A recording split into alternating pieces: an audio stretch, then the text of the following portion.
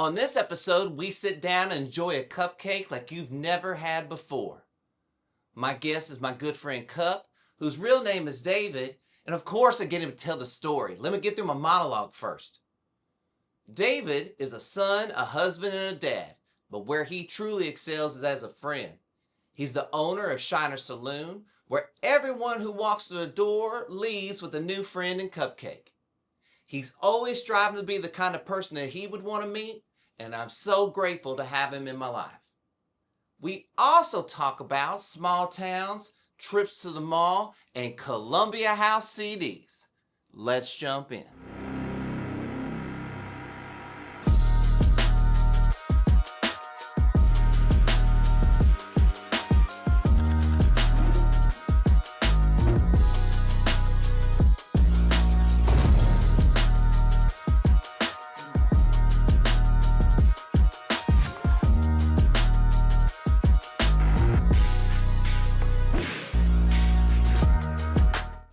So the T-shirt that you wear that has all the "Be Grateful," did you? Yeah, you want one? Yeah, absolutely.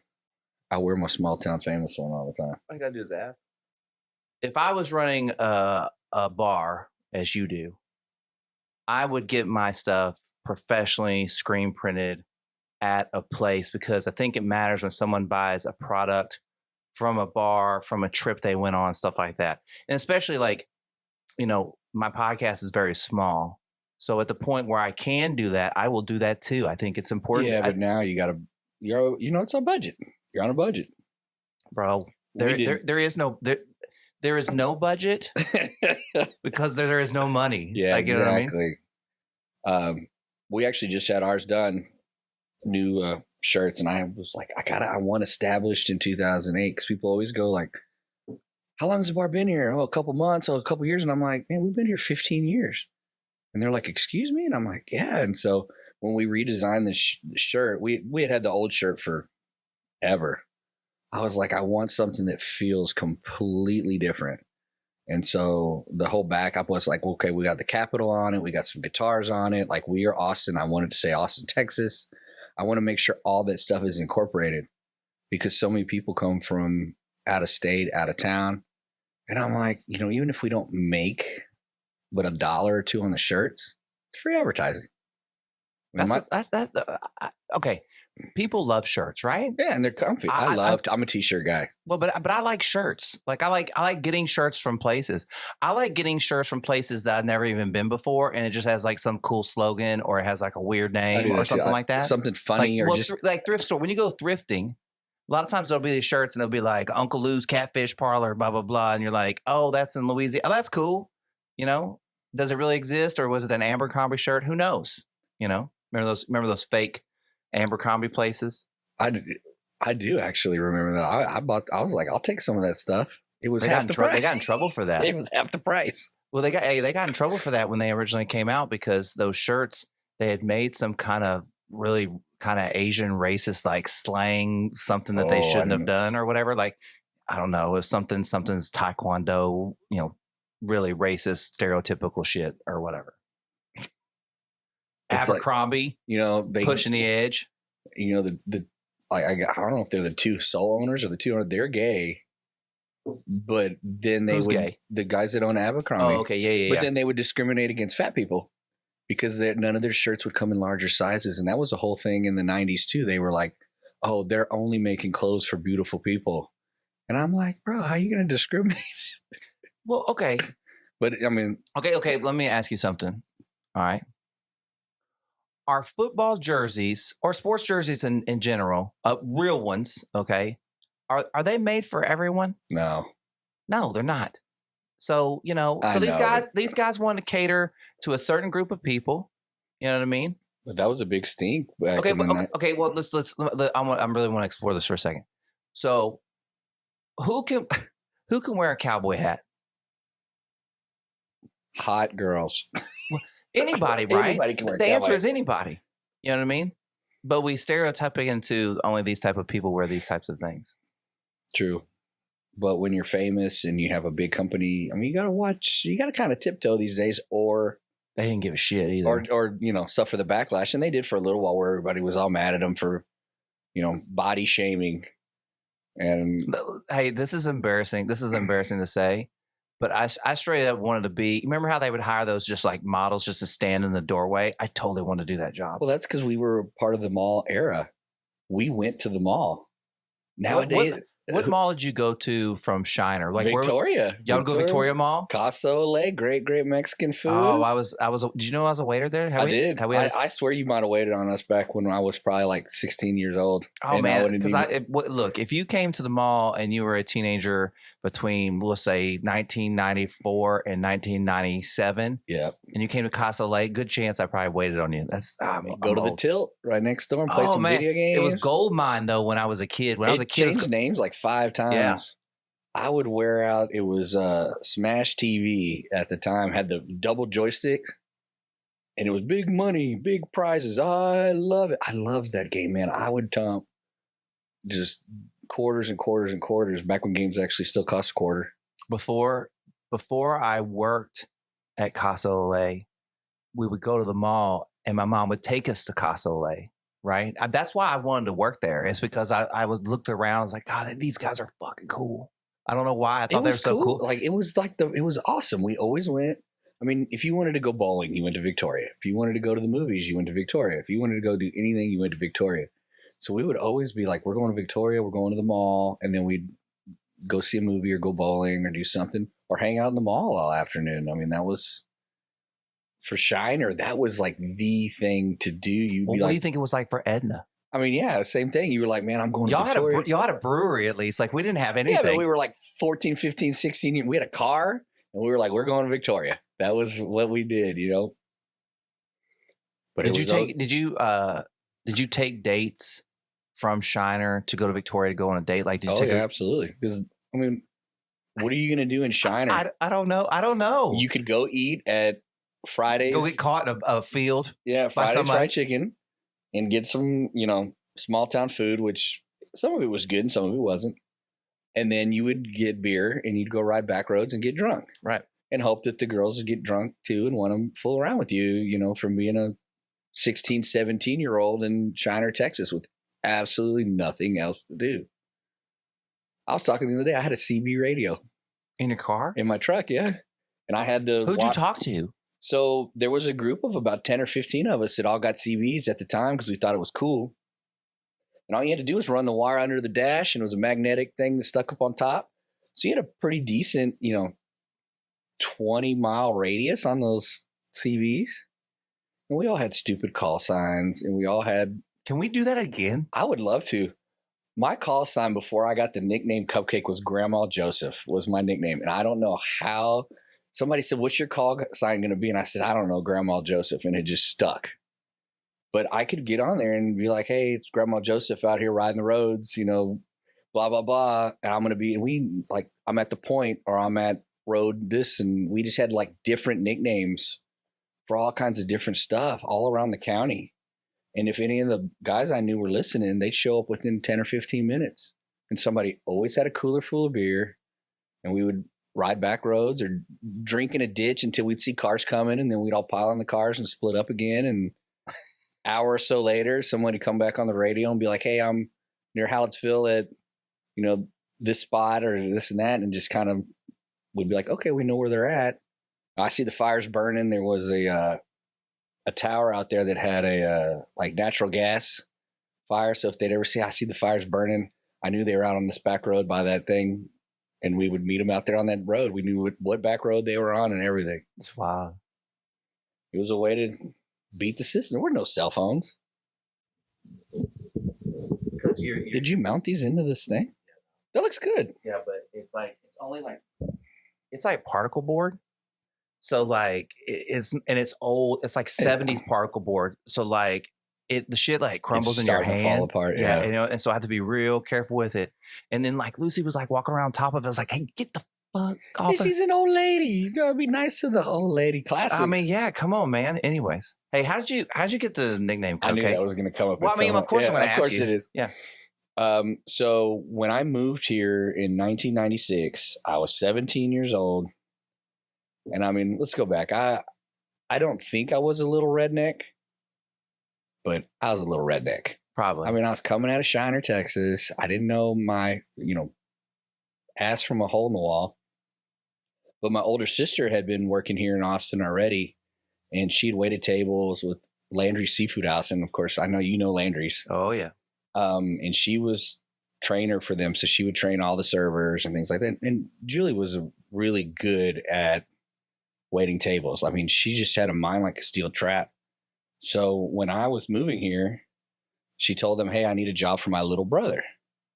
Well, I was already 6 foot tall, but I was skinny. So I weighed like maybe 180 pounds soaking wet. So when I got here, they were like, you have a job. I said, okay, what am I going to do? And they said, well, you're a host. And I said, well, I don't want to be a host. I want to wait tables. And so, well, you're 17. You can't wait tables legally because you can't serve alcohol. So you have to do this first. So, of course, I go in and I show up and I have to wear the starched white, terrible shirt and the Tabasco tie and the little name tag with the little crawfish on it and everything. And I mean, I got some pictures. I'll show you. I was sporting the dork code big time.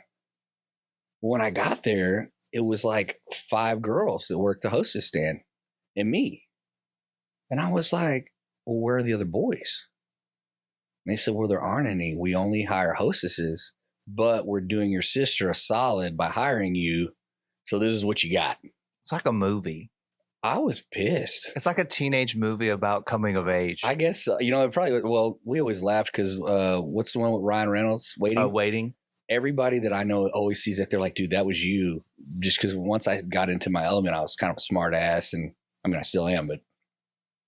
So I was upset about this. I was like, I'm the only dude. I'm going to have to work with these girls. And I grew up, working construction and like, I guess more manly jobs, I guess. So I don't know if I was offended. At 17, I don't know how I could get offended by anything. And then like my second shift, another couple, 5 girls walk in the door. And I'm like, wow. All these girls are 18, 19 years old and they look great because they were good looking girls. And I was like, hi, can I hang out with you girls? And I did. And then finally, once I started getting in the groove, I was like, okay, you got to take, these people to this table and that server just got a 1 top. So next 4 top that goes in, you need to put in their section so that we can spread it out. You don't want to put like 4 1 tops in one section because then you're screwing over the server. And they were like, dude, this dude gets it. How come no one else gets it? And I just kind of took over a little bit, I guess. And then one night we were out partying and my sister's friends were all the bartenders. We were playing 3-man. If anybody knows how to play the old drinking game 3-man. What's 3-man? It's a dice game. And when you roll 3s, you have to tell people to drink, but you can make all these rules. And it was fun. I'd have to look it up to remember all the different rules. But one of the things was no names. You couldn't say anybody's name or you had to drink. Well, the bartenders kept saying, okay, Cupcake, you drink. And then like a new rule would come out. You can't say drink, or drunk. So then you have to be like, hey, you have to consume. Hey, Cupcake, consume. And I was like, why are y'all calling me Cupcake? And they're like, because you're hostess Cupcake, the hostess with the mostest. And I didn't think much of it. I was like, okay, ha ha. And then everybody started laughing and everybody thought it was funny. Well, then the next day when I come to work, my name tag says Cupcake on it. The schedule says Cupcake on it. The bar manager was this guy named Robbie, who's really cool dude. I haven't talked to him in forever. And he just thought it was the funniest thing he'd ever heard. So he just kind of took it over. And by like a week or two, everybody called me Cupcake. I was 17 years old and I'm 46. And everybody still calls me Cupcake almost 20 years later. But every job I ever went to after that, I either worked with that same bar manager or with somebody from a previous job. So I couldn't get away from it. I'd walk in the door and I'd be like, hi, my name's David Jalufka. And they'd be like, bullshit, your name's Cupcake. And I'd be like, how do y'all know that already? And everybody just knew. So, but it's funny. No one would ever remember the name David Jalufka or their bartender, David. But if you say, hey, I know that bartender over there named Cupcake. They all, oh, I know Cupcake, man. Yeah, he was my bartender at Sam's Boat, or I used to go see him at Carlos. They just know. So in a weird way, it was actually really good for what I did for all these years because I've been in the bar business for so long.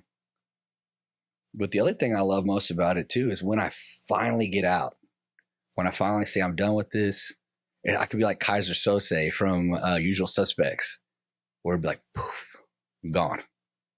They'd be like, hey, you remember that guy Cupcake? What was his name? I don't know. We should look him up. What's his name?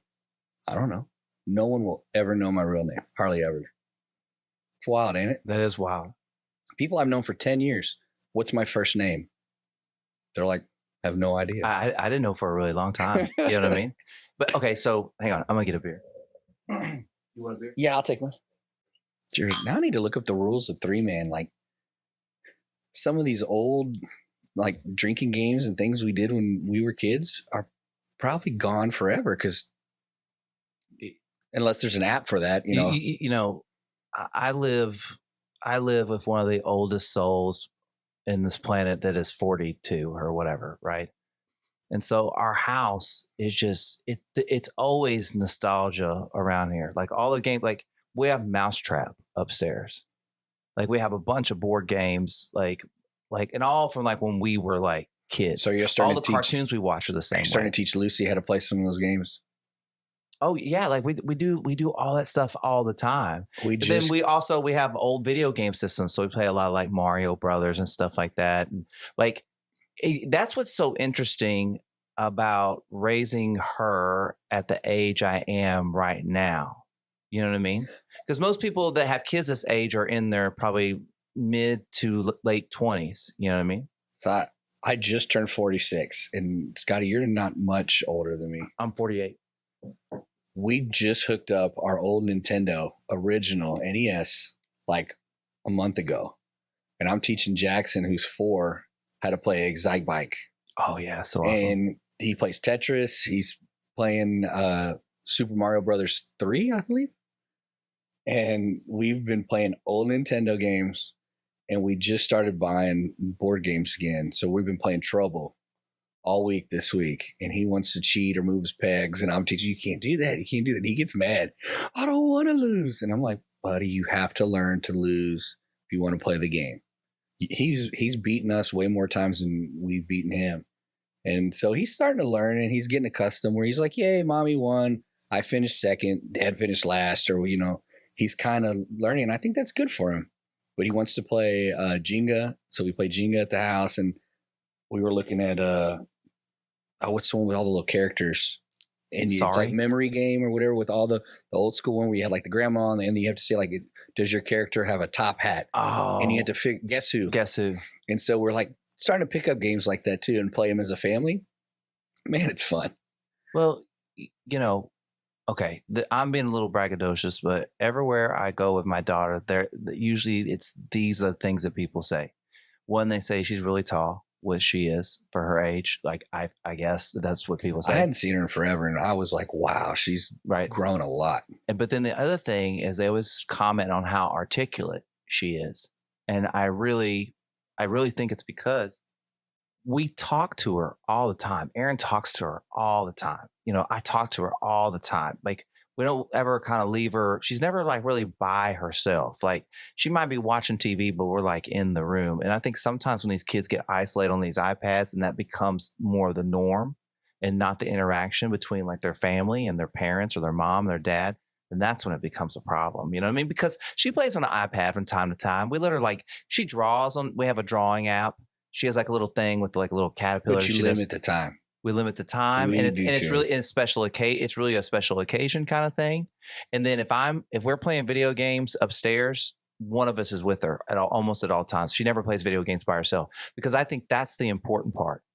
You know, what's missing is that kids play video games like by themselves. They online, just sit there staring at the TV. Online with other kids.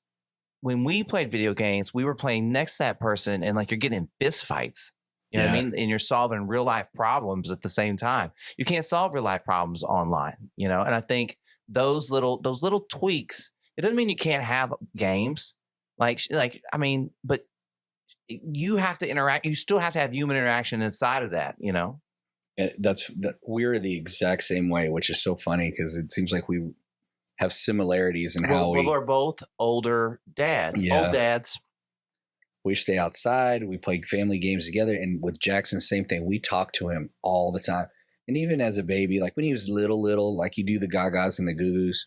And then after that, we just started talking to him, reading like to a normal him. adult. Just I talk to him like I talk to anybody else. Mm-hmm. And I even say stuff to him. My wife's like, I'll say, bro, like you can't do that. Oh yeah, all the time. And my wife's like, dude, you know, he's your son. And I'm like, yeah, but that's how I talk to everybody. So he's, you know, he needs to get used to it.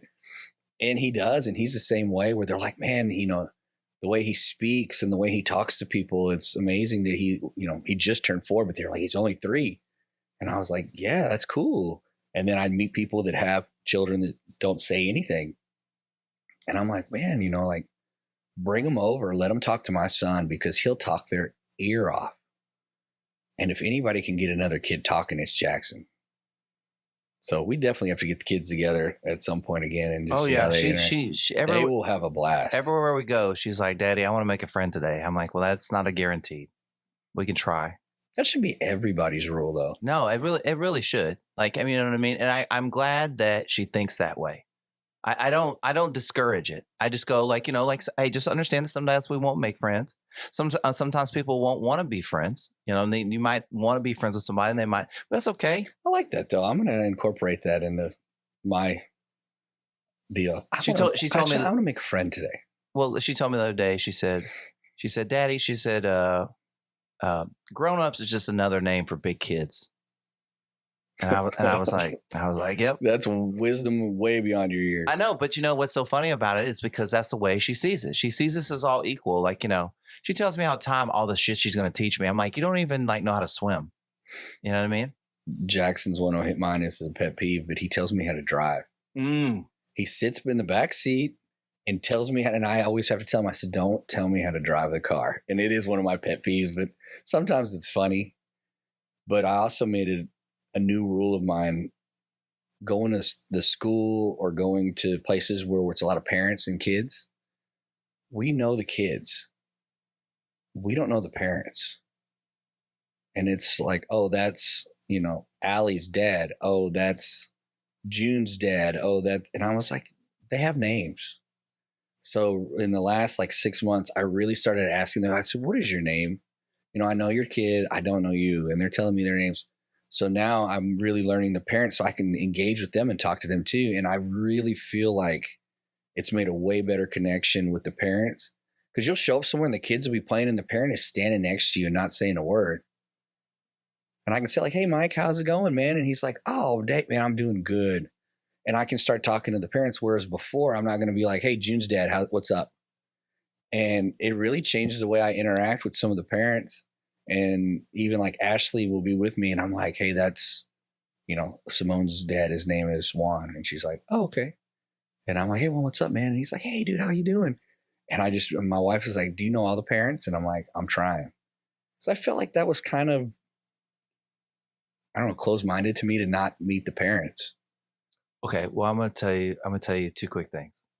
One, the part of me that feels like, you know, the world is hell goes, I kind of want to know other parents, because what if my kid is over at their house?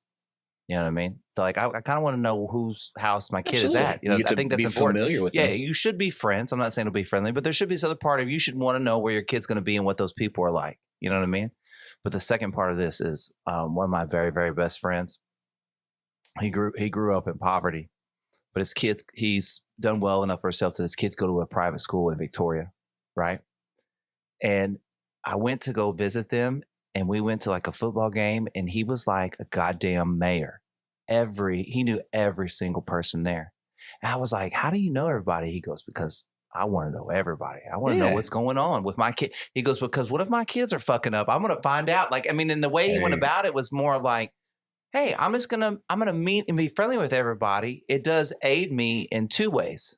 You know, I mean, there are 2 sides to this coin, knowing everybody, how that aids me in one way. And the fact that like, it's good to be friendly and know everyone. Absolutely. You know?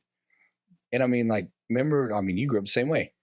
If you screwed up and then you like rode your bike home, your mom would be there to whoop your ass before you even knew it. And you're like, how did she find out so fast? There was no cell phones, you know, nothing like that. But one of the other mothers would find out on the landline, call your mom and tell your mom, because it takes a village to raise a kid. And I still think that's a concept that never needs to die. Like, I want my neighbors watching out for my kids in my house. I want them to say, hey, don't step in the street. Well, if they've never spoken to me in my life, they don't know my name, what makes them give a crap about who I am? I don't know why it took me a hot minute to come to that. I think because the majority of my job is with people, I was like, man, I don't want to know more people. You know what I mean? But then once I made friends with my neighbors, I was like, like, this is like really important. Like, this is important. Is. And like, now I wave at everybody. Nobody waves. I wave at everybody in the neighborhood. Nobody waves. Well, some people wave at me back. You know what I mean? But it's just like, yeah, but you'll start to get one here and there, and then you'll start to get two here and there. And well, I just keep fishing. You know what I mean? I just see who, and I've met a couple of dads that seem to be like a little bit younger than me, but our kids are close to the same age. And so it's cool. Like, I mean, we plan to be here for a while. So it's good to know. I agree. I realize it's important to know these people. Well, and I guess as I'm getting older, some of the people I'm kind of phasing out of my life. And I still love them, and I'll still always be their friends, but they're still partying and going crazy. And I'm now a 46-year-old dad. I can't go out with you to 3-4 in the morning and go to bars all night. So, well, you could, but you have priorities. I have priorities. My family's number one. Yeah. And so part of that, like, I'm at least meeting new people when we are at the playgrounds or we are at a school function. Like, all the parents aren't just standing there with their like shoulders up around their ears going, hey, waving at their kid. They're going, hey, Tom, hey, Mike, hey, like, hey, what's going on? And at least there's some camaraderie between the parents as well. And I mean, step one is knowing their name. I mean, at least know who they are. And so I've really tried to like stick my neck out and introduce myself to more parents. And I mean, the other day I was picking up my kid from school and I was talking to one of the dads, and I do not know his name. And it's driving me crazy. And I've asked even the teachers, hey, will you find out that parent's name for me? But I was talking to him, and he has 2 kids. And I said, hey, where'd your kids go? He goes, they're in your car. I went, what? I looked over, and my son had opened the car door. His 2 kids had crawled in, and then one of the other dads was standing next to us talking. He's like, yeah, my daughter's in there too. And I opened the back of the car, and they were sitting in the back of the car. It's 3:30 in the afternoon, and 100 degrees, and they're playing in the back of the car together. And I said, anybody that's not my kid, get out. You guys got to go. But other dads were laughing. They're like, all our kids are playing in your car. They said, you can take them with you. And I was like, nope, I'm okay with what I got. But it was fun. Like, it's nice to know that we can kind of BS, even if it's for a few minutes. More, I wouldn't say anybody's my best friend, but it's nice to know acquaintances and just know who they are. I mean, if you walk by a neighbor every day and you never said good morning to them once, and then you tell somebody, man, that neighbor never talks to me. Well, shit, you never talk to them. And you may start with the good morning. And then, a couple of days later, you might say, hey, I'm Thomas, and you meet them, and then you're like, hey, Tom, what do you do? And next thing you know, you have a decent rapport with them. So like, you're going out with your kids. You're like, hey, Thomas, what's going on, man? He's like, hey, watch out. They dug a hole over there or something. It's just being courteous to each other. And I feel like with social media, cell phones, that's kind of died. Everybody's doing this. And you don't get to know people in real life anymore. You go to indoor play places? Yeah. Do you play, or do you sit on your phone? I play. I'm a play dad. Hey, but you see those sit on their phone parents, don't absolutely. You? It's horrible. And I mean, I do, Ashley and I, she gets on me a lot about playing games on my phone, because I do have a couple of these little stupid phone apps that you can just go down the rabbit hole on. And I'm like, I got to use my energy, or I got to do that. And we're working better on, we have a bowl next to our door where we're trying to put our phones in the bowl. So during like 5 to 9 at night, we don't mess with the phones. And Ashley's having an easier time than I am, because somebody shoots me a text message or has a stupid bar question, and I answer it, and then I stick my phone back in my back pocket. And then 10, 15 minutes later, everybody's kind of doing something, and I'm like, oh, play for me. And I'm like, I got to stop doing that. But it's wild how these phones control our lives and what we do. And I'm like, I got to keep my head up. I got to keep watching my kids, number one, because you can look down for a second and your kid is in a whole nother area and you're like, where did my kid go? I feel like I've told this story before, but I was on a playground and there was a lady on her phone and her kid was little, like he could kind of barely walk little. And she was on her phone and 100% I could have kidnapped that kid and she never would have known. I was like right there and she didn't pick her head up for a hot minute. Totally oblivious. And I was like, dang, I'm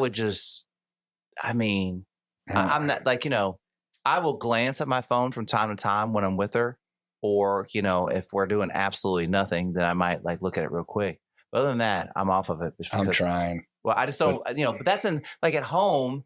I don't really do that at home either, but in public, man, like I try not to be on my phone anytime out in public, just in general. What if somebody just like runs a car through the building that you're in or whatever, or an active shooter or anything, a hurricane or anything else that could fucking happen. You know what I mean? And you're like seconds. It's seconds. And you're on your phone. Those seconds like matter. Think about how long it takes you to like pull your head up out of that shit. And locate your child. Well, yeah. Like if you're somewhere where your child is down and they move somewhere, you're like, but like we go to this place called Little Land. Oh, Shout out to Little Land. I've been to Little Land before. And Jackson and I play this game called Lava Monster, where I'm the lava monster and he can jump from the furniture and pillows. And it's kind of like the floor is lava, but with a monster in between where I try to get him. And then he can yell freeze so many times and I have to freeze for like 5 seconds so he can get past me. Well, we play this at Little Land all the time out on their little play area. And then 2 or 3 other kids joined in and then a couple others. And there's a few dads out there. Now you have a costume? And no, not yet. I need one. But we're packing up for the day. And his big old dude, I mean, he was probably 6'5", broad shoulders, big dad. And he goes, hey, see you later, Lava Monster. And I was laughing. And then like 2 weeks later, we came in and the kid's like, Lava Monster. And one of the other kids immediately saw me and was like, Lava Monster. And I was like, is he talking to me? And Jackson's like, yeah, let's play Lava Monster. So I was like, oh, I guess I'm the Lava Monster from now on. And so now these kids recognize me and they're like, Lava Monster, let's play Lava Monster. And I'm like, all right, let's do it. How do you get so many nicknames? I don't know. They just come naturally, I guess. Okay, so I feel like that am I the only person on this planet that calls you Cup? No, I mean, I get all kinds of different versions. Okay, but when did you start going by Cup? When did Cup happen? It just got shorter and shorter and shorter kind of as I got older and older. It was Kupkake and it was Cuppy and it was Cup. And I mean, I had a group of girls that worked at Hooters. They would come in the bar I worked at and they all called me Little Debbie because they thought it was funny. And I mean, I was like, hey, if you remember me and it works. I mean, the only time I've ever had a problem is I had a group of guys at Sam's Boat one night and the guy kept calling me Marshmallow. And I was like, look, dude, I'm not in the mood today. Like, please stop calling me that. And he was like, all right, Marshmallow, I'll quit calling you that. And I was like, dude, look, don't push me. And he finally said it one more time and I hit him and he went back into one of the Golden Tee machines and kind of bounced off and I hit him again. And he hit the floor and I was like, I turned around to his buddies and I was like, get him the fuck out of here. And they were like, oh, okay. And they picked him up and walked out the door and I turned around to walk in the bar and I was breathing heavy and everybody at the bar was like, what just happened? And I was like, that dude I told him, do not fuck with me today. And that was it. And I went right back to bartending. My hands were shaking. I was pissed.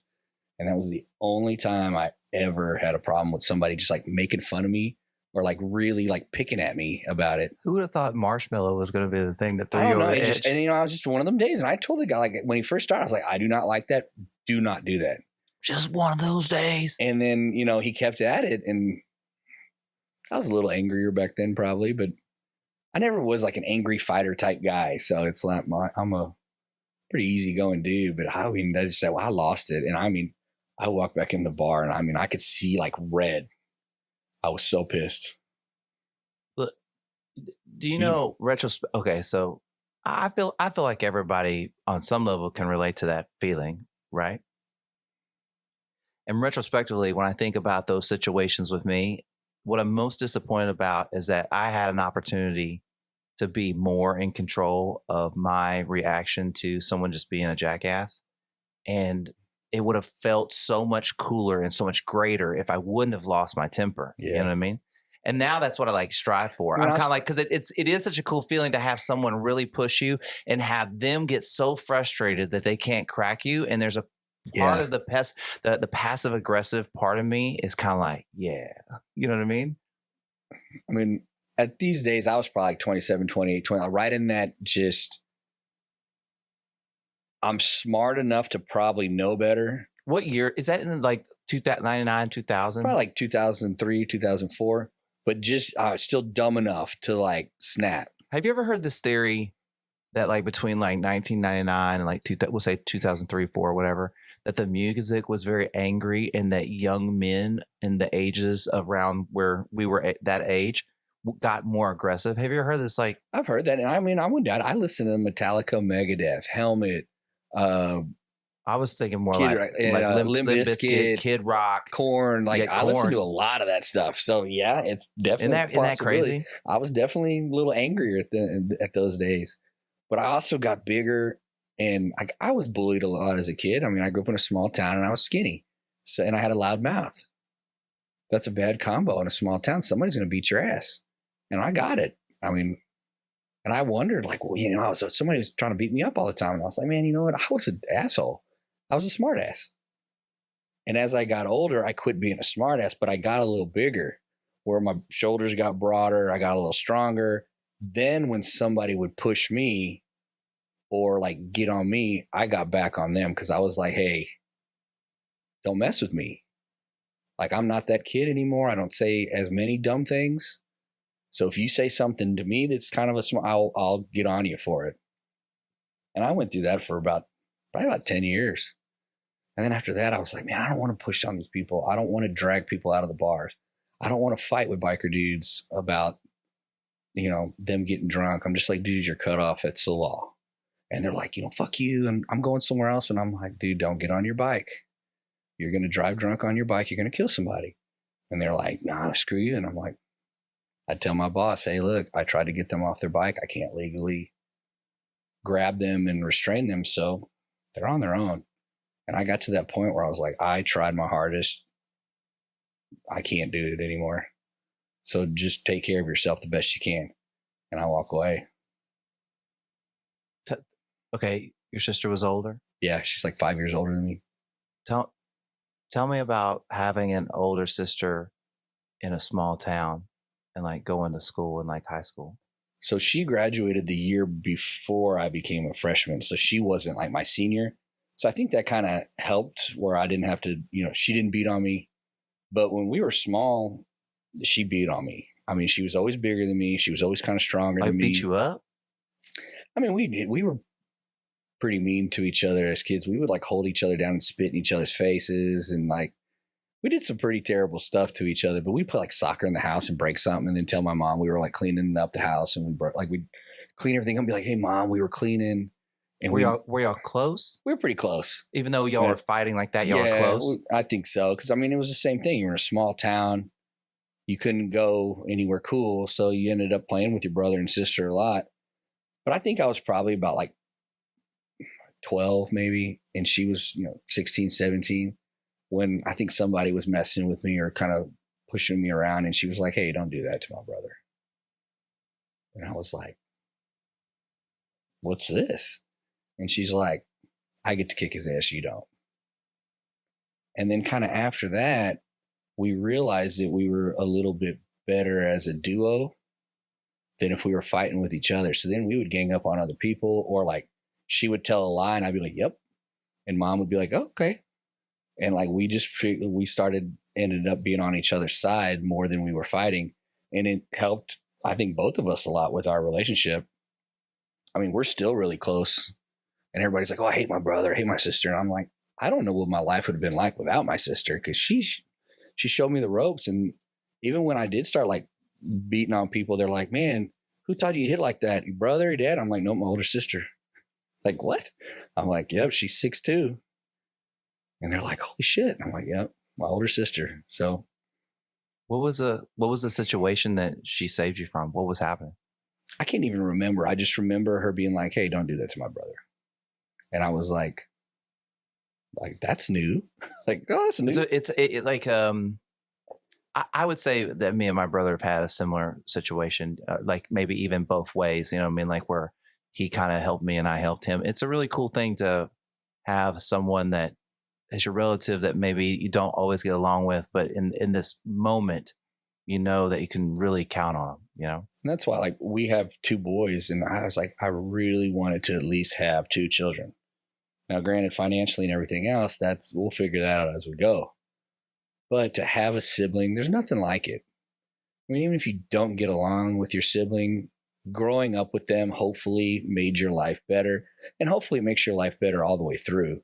Like a lot of people I know that say, I don't talk to my brother, I don't talk to my sister. That kind of always makes me sad because I do have a good relationship and I don't know about theirs. And I can't be like, hey, I had a great relationship with my sister. You should call your brother. It's none of my business. But my life would be drastically different if I didn't have that guidance and that coattails. I rode her coattails. I came to college here. She was my roommate in college for about 5 years. I mean, she taught me about waiting tables and kind of got me into the business. And with no older sister, there's no Kupkake. There's no bartending in Austin for 25 years. There's no Shiner Saloon.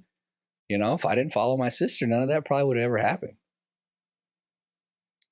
I wonder what changed for her that day. Like, why did she pick that day to do that thing that would kind of change everything? I don't know. And I think at that time too, like they were pushing the car down the driveway because they were teenagers and going out and stuff. And I'd be up playing video games or doing something. They'd come in and I'd be like, hey, like, what are y'all doing? And they're like, we're just coming home. And I'm like, okay, cool. And I wasn't like going to tell mom and be like, oh, Julie came home at 5 a.m. I think maybe at that point she kind of was like, okay, he's not busting my balls, so maybe I'll ease up on him and I won't bust his either. But I mean, we always had cousins around. We always kind of had that family dynamic where we had somebody to kind of play with or hang out with. And we were all pretty close as cousins and everything else. So I think that kind of helps too. I don't live in a small town, and I haven't for a really long time. I would think this would still be possible, but it might not. But there is something about the small town of like that, almost everybody, all the kids in the town know each other. Yeah. Like in all the grades, you know everybody in every grade because there's only, 40, 50, 60, 70 kids in each grade. So then every like grade and the whole, what's up?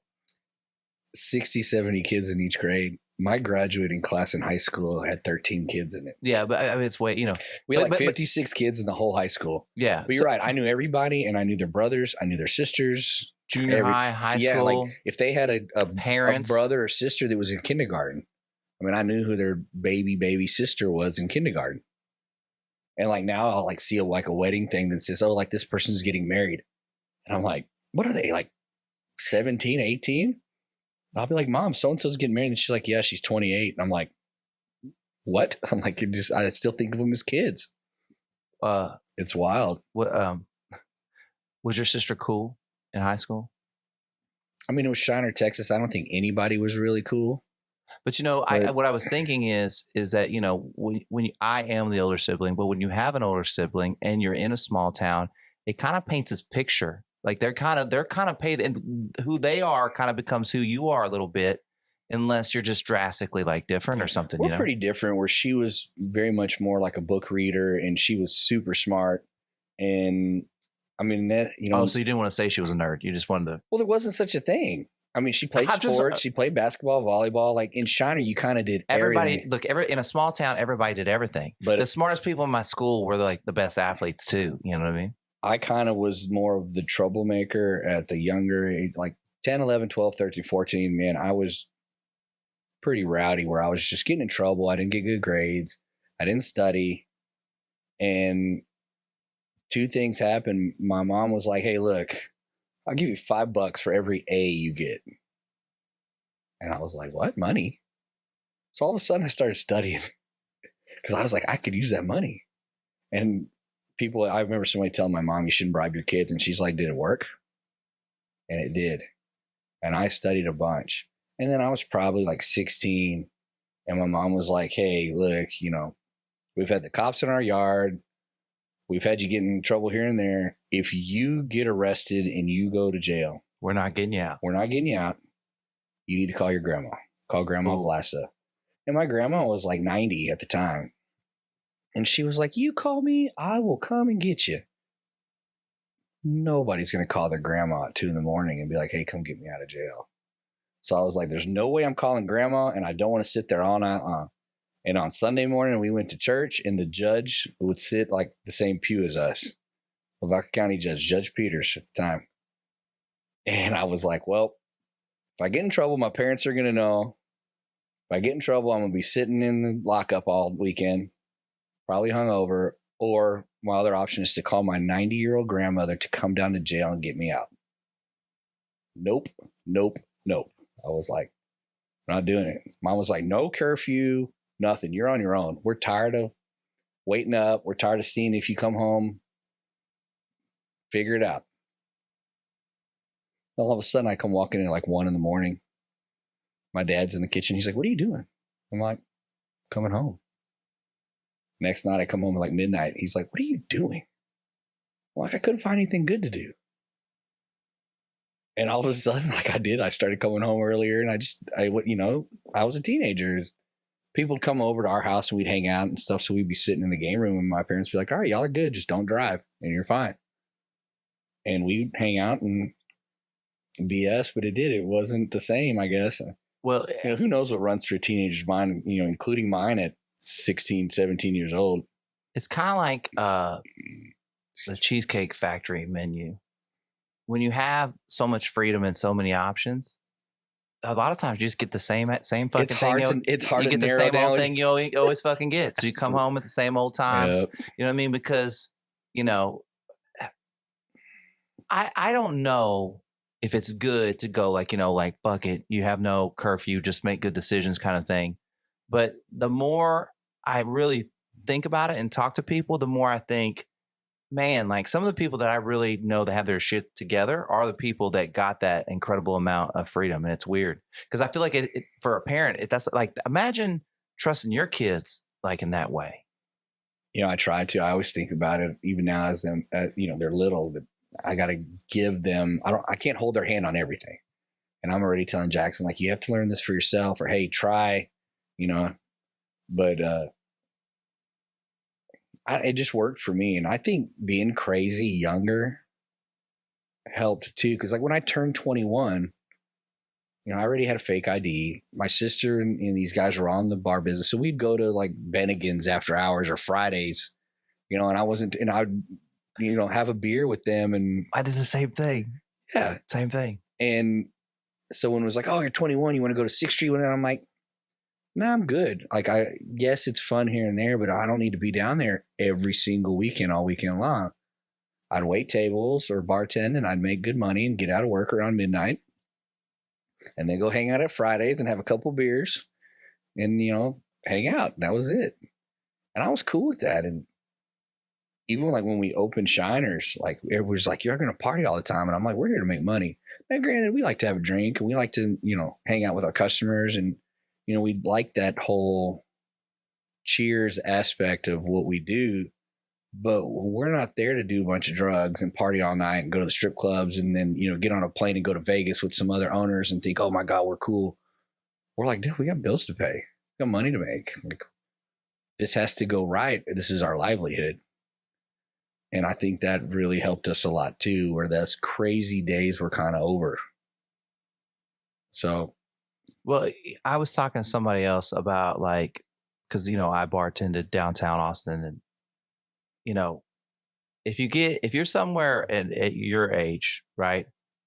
If it hasn't become like a business and like a job at that point, you're probably fucking in deep shit. You know what I mean? Yeah. If you haven't graduated to that mindset and you're still working downtown, you're not treating it as a job and you're still like treating it as like, when I was in college or just out of college, that like it was a job that we could party at. That's what it was. You know what I mean? It has to make the flip, or otherwise you don't survive. Like, you know what I mean? Like you'll die. Like of drugs, drinking, long nights, car accidents. I've seen plenty of people go down the drug road where I'm like, dude, like you have got to figure it out. You got to stop. I don't know if rehab is a thing. And, you know, sometimes it works. Sometimes people go to rehab, or like for a while, everybody was moving out of Austin. They were like, I got to get out of Austin. And I was like, why? Isn't that going to follow you? And they're like, man, it's so easy in Austin to go down to 6th Street and go party and this and then they'd go to a smaller school or a smaller town, or they would help them kind of, I guess, reset. And then I've known people that did the same thing wherever they went. And they're, you know, 30, 40 years old, still moving from town to town, fucking up. And I'm like, bro, it's not the town. Yeah. It's you. Like, you have got to change gears. You got to downshift. You got to figure out what is going to make it right for you. And I think, you know, if they meet a woman or a man or somebody and they get in a relationship where those people are going up the higher road, you'll start to go up the higher road too. Because, you know, you want to be better. And I think that helped me a lot, even, you know, now as well. When I met Ashley, like, we still drank and kind of farted around the bar. And slowly I've adulted more and more and more. And I mean, I guess because I had to, but then I wanted to. Like, I want to be a better boyfriend. I want to be a better husband. I want to be a better father. And these milestones that I've gotten to have made me want to change my dynamic. I mean, for myself, yeah, I don't want to die and leave my kids here with no father, but I also want to be a better father for them. And if you're coming home at 3, 4 in the morning, or you're hungover, and there's nothing worse on the planet than trying to take care of kids when you're hungover. I don't know anything else that is just as brutal as being ridiculously hungover and having a 7 or 8 month old or a 4-year-old screaming, daddy, daddy, daddy at you because they want to do something. And you're like, oh, dear God, my head's going to explode. It is the worst feeling on the planet. So it is the worst feeling on the planet physically. It's also like the worst feeling on the planet for me personally, like mentally. Yeah, because you're like, I'm being a crappy dad. I'm being a piece of shit. I'm not doing my job of putting my daughter forward. Like, and I could have gone out and had modest amount of drinks and not be hungover and gotten both. I could do both. You can do both. You know what I mean? I could have a few drinks, not be really hungover, maybe a little sluggish, but not really hungover, and be there for my kid. But I decided to be greedy, drink too much, and now I'm hungover. That happened to me, I don't know, sometime like last year or something like that. And after that, I was like, no more. And that's when my drinking really kind of started to cut back. Well, I mean, you saw me a couple weeks ago. It was my birthday, for people that didn't know. And I mean, I had some drinks. And I stayed out later than I wanted to. But I was like, okay, I can stay and get a ride home with someone, and that means I'll hang out for another 2 hours. And I was like, all right, what's an Uber right now? And the Uber was decent price. I said, I'm booking that Uber. And people were talking and hanging out. I just exited stage right. I just walked out the door. And I don't tell people goodbye, especially at Shiners at the bar. I just leave. And I Irish goodbye like a son of a gun. Because if not, it takes another hour. Somebody's just nagging you. So I just eliminated and said, sorry, that's just the way it's going to be. That's what we started doing around here. So like, say like I got to go like to work or something like that. Like if I go in there, if I'm working in here and then I'll go in to say goodbye, ultimately my kid is going to be like, daddy, man. And then I can't leave. So now I just like text Aaron and I'm just like, hey, I love you. I love you. I'll see you later. You know what I mean? I'm leaving. And like, cause it just works. It's just so much better for everybody. Yeah, so it just works. It's because then now Aaron's got to handle that like while I'm gone. Yeah, then the kid, then your child's upset. Yeah, but I Irish goodbye at bars and parties all the time. That's my move. It's my superpower. I love it. Like Brando will call me and be like, "Hey, where are you?" And I'm like, "Bro, I'm at home. I'm brushing my teeth, dude." And he's like, "What?" And I'm like, "It's time for me to go." Like nothing good was going to happen after that time period. And I did. I got home. We were dog sitting. I played with the dog. Crawled in bed, and that dog that was kind of scared of me earlier in the day curled right up under my arm right here, and that dog was sleeping in like 5 minutes, and I was probably sleeping in 6. I was like, oh, I'm out. I got up the next morning. I went to church. I got up the next morning, hung out with my family, and then I had to bartend a shift. And I went and did a shift where I wasn't dragging butt. I was like, hey, let's get this done. It was great. And if I'd have been hungover, none of that would have happened. I'd have slept in bed, laid in bed. I would have missed breakfast with my family. I would have not gone to church, and I would have sluggishly got up and went in the bar and just been like, hey, whatever. I've gone on these like kind of long, speaking of your birthday, I've gone on these long streaks where I've been drinking. And then we ran into people that I've knew from back in the day. And then, those people, they don't mind drinking. So now they're buying shots and those kinds of things. And that's the first time I had drank in a really long time and had like that much. Right. And man, like I did not feel great. And I was kind of mad at myself for indulging so much. It's kind of your birthday. So I was like, okay. But I was like, you don't want to feel this way. Like, you know how mad that makes you to feel this way. I told a lot of people, they're like, hey, you ready for a shot? And I was like, no, not right now. Give me 20 minutes. Give me 30 minutes. And we were going in and out a lot. Sometimes they forget too. The outside bartender, I was like, hey, every time I come back, just give me water. So like he would reach around and like hand me a glass of water, like every time I came back to the bar. So I'd suck that water down, put it, and I was like, I was on a good pace where I knew that I was going to have a good time, but I wasn't getting crazy and I wasn't going out all night. And I knew that would be good for me, good for my wife, good for my kids, everything. And sometimes it's hard to think that way, but you just kind of start to do it, Well, look, I think, I couldn't imagine if I was a parent at 22 or 23. Bro, I'd have been a moron. I mean, God bless. Like my parents were parents at 25. You know what I mean? Like, it was a different world though. It was a different world, but I just like, I would have fucked a kid up in my 20s, even into my 30s. I really think that like, I'm so glad that I had Lucy when I did, because, you can give it your all. Yeah. I feel like I have nothing but time now, because, I am in that phase where I'm kind of like, I don't really want to go out, blah, blah, blah. I want a new challenge. I want to grow as a person, and like nothing has pushed me like her. It's like, and like in a weird way, you get what I'm saying, but like I also have a girl, and there's this other level of shit that like I'm dealing with as a man having a daughter. You know what I mean? That you don't think about when you have a boy. I in my opinion, and not in a bad way. It's just different.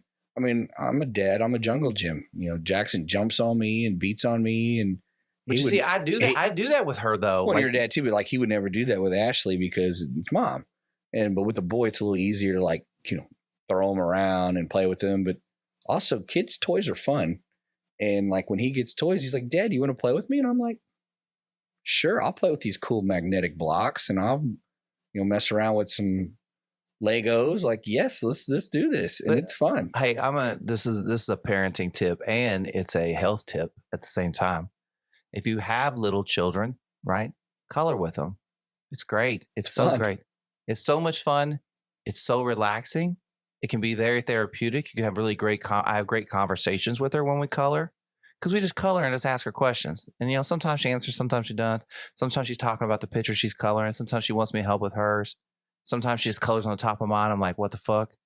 You know what I mean? I'm like, wait, get on your own paper, man. Like, you were talking earlier. You were like, you say like, bro, like, I'm like, I'll go to her. I'll go, dude, like that. And now she'll go, like, she says, dude, and she'll say, oh man, like, and all these it's things cute. I say, it's cute. But at the same time, I'm like, I'm also raising a daughter. And so when she's like, hey man, I'm like, oh, I don't know what I just did. You know what I mean? Jax was saying disgusting. That's disgusting. But at first he couldn't quite get it all out. So he was saying that's disgusting. And he was like, oh, that's disgusting. And I was like, disgusting? And he's like, yeah. And so I was like, oh, I like disgusting. I feel like disgusting is a term. Maybe we can get it on the podcast where it's something gross, but it's like cool. Like, that's bad is actually good. Or like, where you go, man, that's disgusting. And I'm trying to get this to catch on. I'm like, I want disgusting to catch on as a term. But he also says for real life. He'll go, for real life, Dad. Where does he get that from, Bluey? I think so. And we picked up a lot of terms from Bluey. I say biscuits a lot instead of dropping a bomb on like cuss words, because we try not to cuss in front of our kids. And then I go to a bar where everybody cusses like a sailor.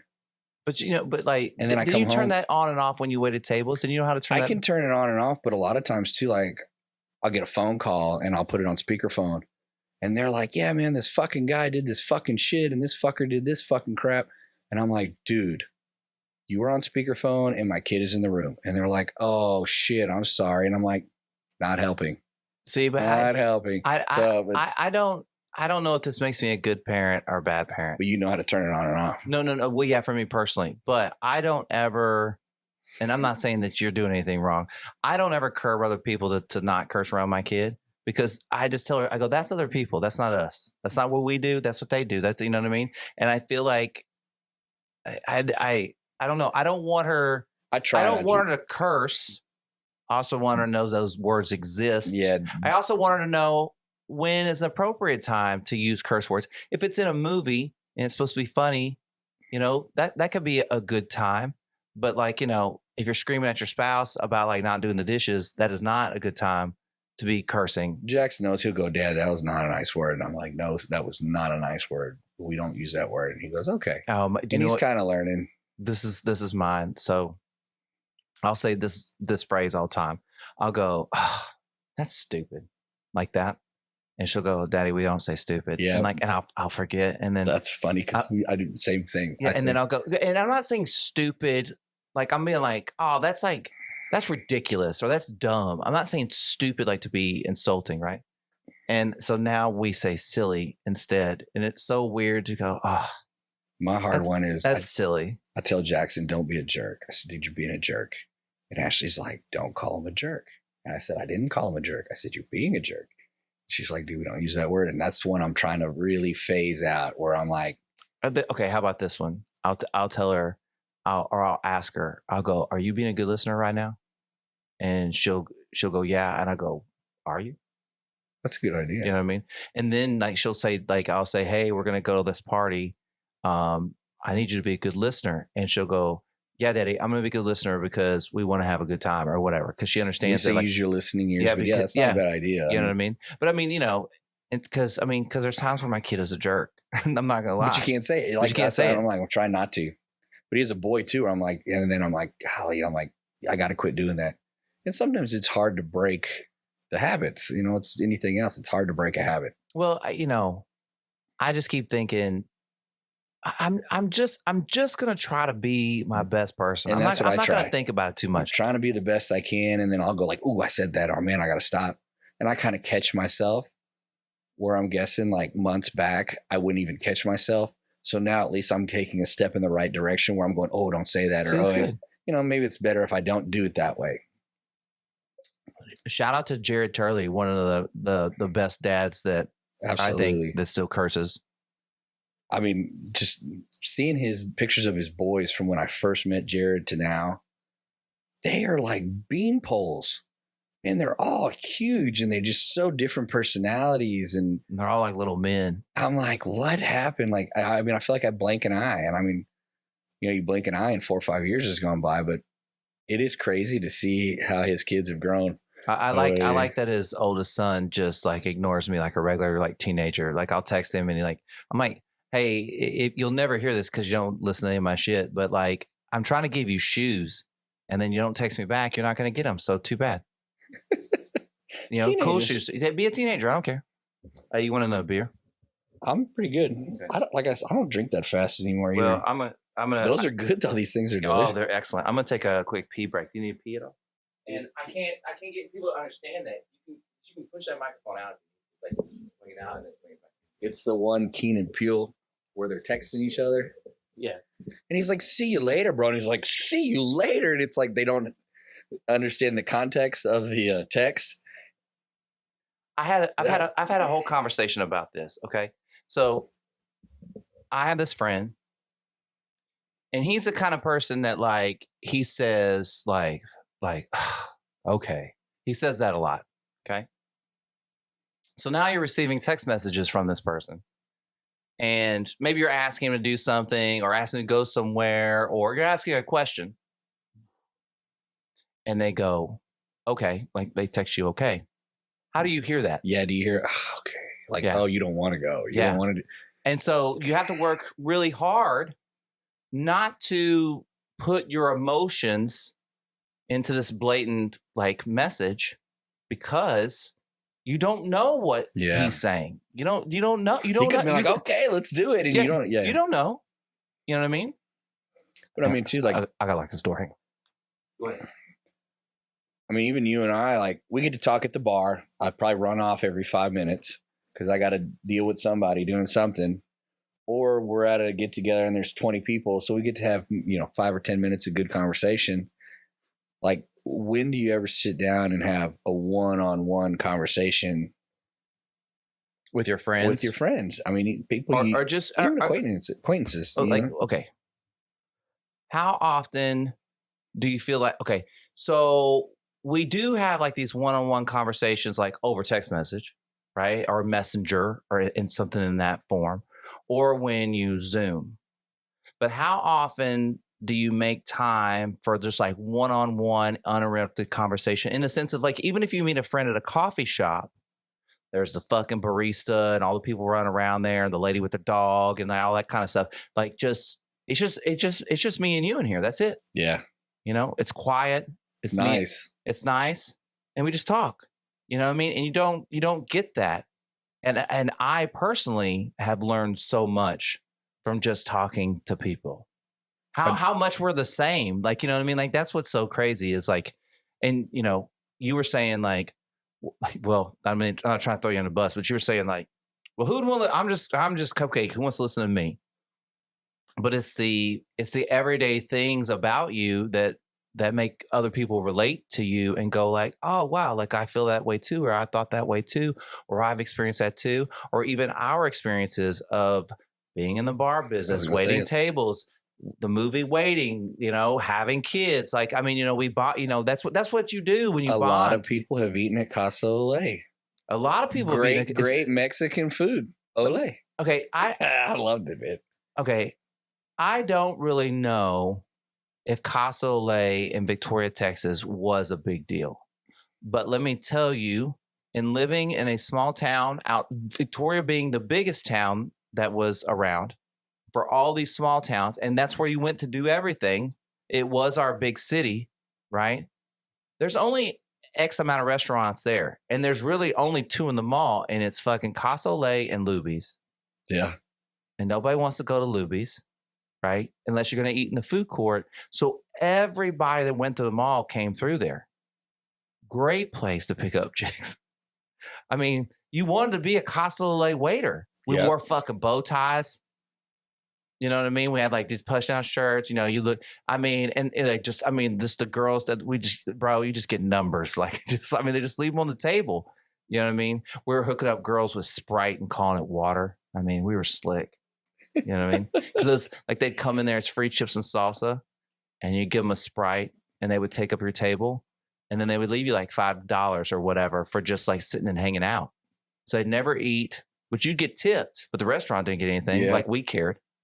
I mean, you were 17, 18 years old. We were trying to work the table however we could. Oh, I mean, we were giving away Sprite as water. You know what I mean? Yeah. What do you know at 17, 18 years old? Like it's just. I'll tell you what I know is like, every day I'm hustling. And too, like back then, $5, you were like, dude, hook it up. Yeah, well, for chit-chatting with like three junior high girls for 30 minutes, you know what I mean? And like talk to them about stuff, letting them hang out, letting them like they'd go buy makeup and shit and open at the table or whatever they were doing. They just wanted a place they could sit down and rest. CDs, man. Oh, CDs. So that was one other thing my parents were cool about. When my sister, she joined the Columbia House deal at like 16, 17, I wanted to do that. And my mom was like, okay, you have to get the mail. You've got to pull your thing out and check your card and send it back. If you decide you want that CD, you need to come to us with either the money or tell us why we should buy it for you. So that was like my first real responsibility with mail. Wait, back up. So you came to them and you're like, hey, I want Fleetwood Mac, like Rumors. Did you have to sell it to them why they should buy it for you? Or like, if I didn't have the money, yeah. Okay. Like if I had $20, I could be like, hey, I have the money, Mom. Be like, I'm getting Dr. Dre. I need you to write the check, or I need you to, You could get whatever you want. Yeah. But if it was their money, I'd be like, hey, you're not getting Dr. Dre. I cleaned all the bathrooms. I did all this. I really want the CD. Is that cool? They'd be like, yeah, that's cool. But 10 CDs for a penny, was the opening deal, man. And they hooked it up. That was like Amazon Music before Amazon Yeah. Music, because Amazon Music is a music service that's like not right up to the current of what's going on, but it has a pretty good selection, right? And those CDs, it would be CDs that you wanted, but you wanted them like 6 months prior. And you're kind of like, do I really want that whole CD for that one song? Because back in the day, people weren't really writing a lot of CDs or like even music albums that had like a bunch of hits on it. It'd be like one hit. Yeah, but you couldn't download it. You couldn't get the one song. You had to get the whole CD. Look, my mom used to subscribe me to like the Time Life, like basically the history of fucking music. I loved it. Like I listened to that shit like all the fucking time. So was it like the 60s, the 70s, the 80s? So like it'd be like the 60s, the 70s, the 80s, and they break it down. It'd be like 1961, 1962. I would love that. Then when they would break it down, like this is just the Beach Boys, and this is just Frankie Valli, and this is just blah blah blah, whatever. And then it would have like going into the 80s, and it'd be like the early 80s of music. It was like the history of music, and had tapes on tapes, like just full, and it would just be like in order, and I would just listen to them all. That's how much I loved like music, like as like a kid. My mom had old 45s. I still have them. My mom had old 45s of like Beatles songs and shit like that. So I would play them with my brothers. Well, our shared Sesame Street record player, because it was like, I was so much older. It was passed down to him. It was the available record player we have. So I would take my mom's 45s and play them with that Sesame Street record player. I bought a nice case that holds like a couple 145s, and it's at my house. And then we have a whole record collection. And we always joke, my sister and I, my dad has a really good kind of late 70s rock and roll collection of records. And we always tell my parents, like, whatever y'all do, just make sure that in the will, it says who gets the records. And my mom was like, why? I said, that's the only thing we'll fight over. Land, house, everything, we're cool, split it, give it to whoever. Like, we're okay with what y'all decide.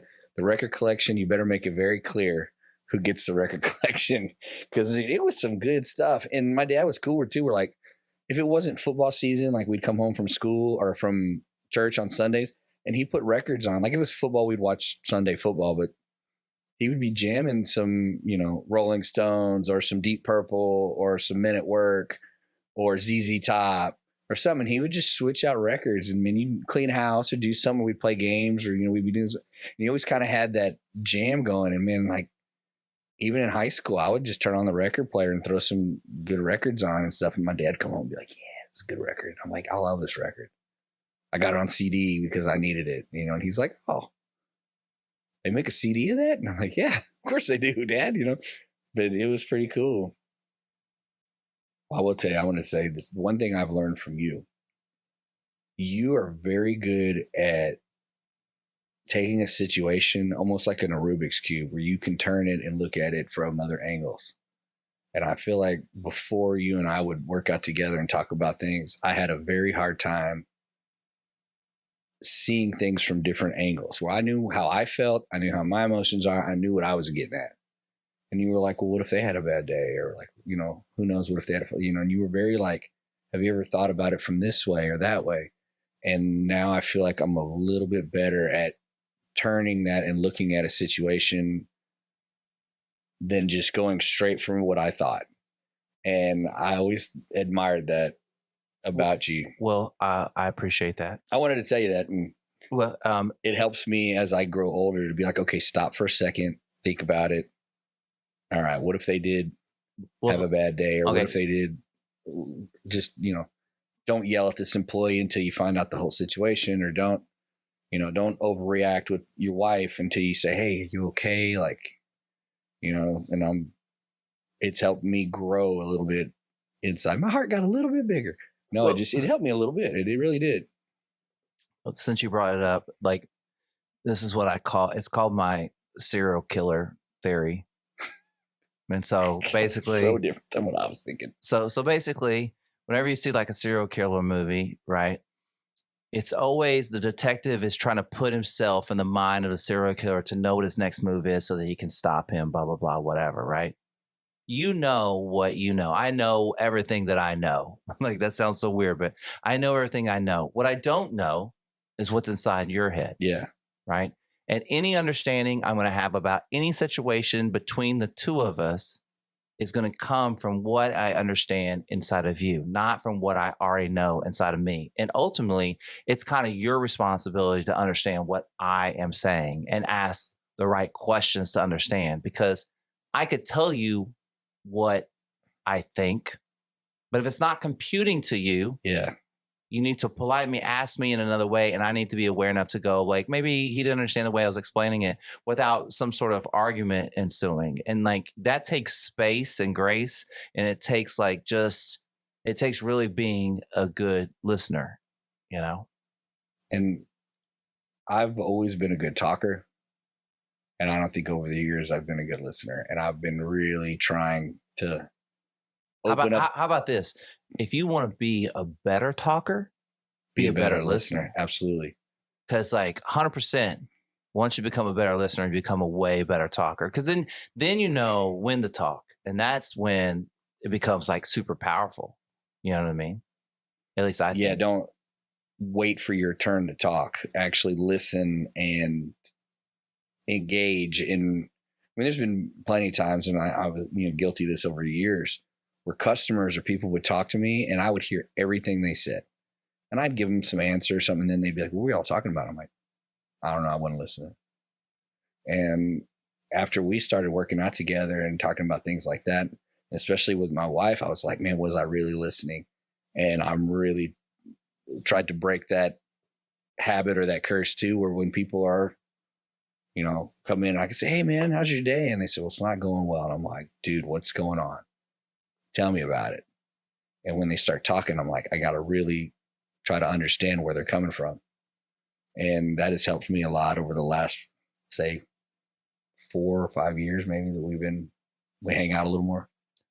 If anybody knows me, I do this thing called 6-second questions because I just like number 6. And I'd asked a question on there, and a person that I'm familiar with responded. Okay. And the response was kind of like not one I expected or whatever from this person. And I realized in that moment, every answer to any question is valuable. It might not be the answer you give. It might be how you react, what you say, how you say it, the emotion behind it, the feeling behind it, that is the answer. Does that make sense? And so when you ask a question, you shouldn't just be looking for the answer to the question. You should be also looking how that person is responding to the question that you're asking, to maybe really understand how that question is affecting them and what's the next appropriate question to ask. Make sense? It's very very easily sensible, but it's very hard to grasp almost at the same time. 100%. It's very common. Because what kind of happened is, on this question I asked, like, basically the question was, is it possible to tell someone the truth and let them down easy at the same time? Right. And this person just put, nope. And I was kind of like, wow, like, there's no explanation, no nothing. Tell me why. So why just the blanket? Or did you just not have time, or did you not care enough to answer anymore? But like, who knows? But I think inside of that, I would want to know, well, what does that mean? Like, what does that mean to just say no? Elaborate. Like, elaborate give me something. Yeah, because there's something there. You know what I mean? Because that doesn't really, that again, that's not a good. It is an answer. It's not a great elaborate answer, but in the fact that it's not a great elaborate answer means that there's more. I want you to elaborate. Yeah, if you're saying no, there is a reason. And you should be able to, if you're in a partner, like in a relationship, you should be able to elaborate that with your partner. They should be able to, like, I try to be where, my girlfriend can ask me anything she wants. And she has a safe space for me not to like lose my shit. Like, that's my responsibility to her, is give her a safe space so we can actually have a conversation. Now I can be upset, then I can be mad, but losing my shit and yelling and screaming or wherever, poor behavior doesn't get us anywhere closer to a solution. So what is going to get a close solution? Me listening, me trying to understand what she's saying and trying to see if there's a solution to that problem that we can compromise on. Right. There's still times every once in a while where like Ashley be like, well, I don't want to tell you, or I said, and I'm like, man, we've been together 13 years. And we've been married. Like, this is as safe as it gets. Like, you should be able to tell me anything.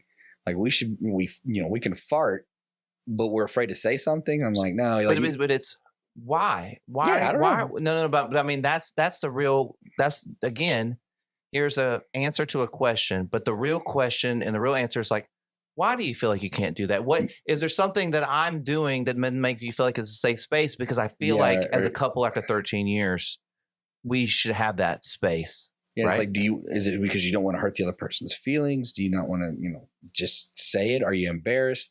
I don't know, but you still come across those situations after 13 years where I'm like, all right, I'm going to tell you something gross or weird, or or she's like, hey, I wanted to tell you something, but I said, just at this point, everything about me pretty much. So, just tell me. And a lot of times our reaction is usually way less than what you think, because, you build this up in your head. We're like, oh my God, this is going to be bad. Oh my God, they're not going to take this well. And then you tell them and they're like, okay, cool. And you're like, wow. And I think maybe that's, you get in your own mind or your own head. But I have this question too. So since we were talking about having one-on-one conversation, with all the technology and everything we're going in the world, have we forgot how to communicate with each other? We're shittier than ever. 100%. Like all the things we have, we're shittier than ever because this goes back to what we were saying with originally like text messaging, right? Because the inflection of your voice, your body language, everything you do says a lot about what you're saying. And once you're not in, even on Zoom, you still can't pick it up on a level of like when you're in a room with a person. It's like this. It's like, when someone like says something that, or say you say something to somebody and you really piss them off, and then you feel that they're pissed off, and then you start to feel something. I don't know if that happens to you, right? Like that didn't happen on Zoom. You might get mad, but you're not going to feel what they're feeling. And all of a sudden now, like you're kind of defensive or you're mad or whatever it is. Like that only happens with two people in a room. You know what I mean?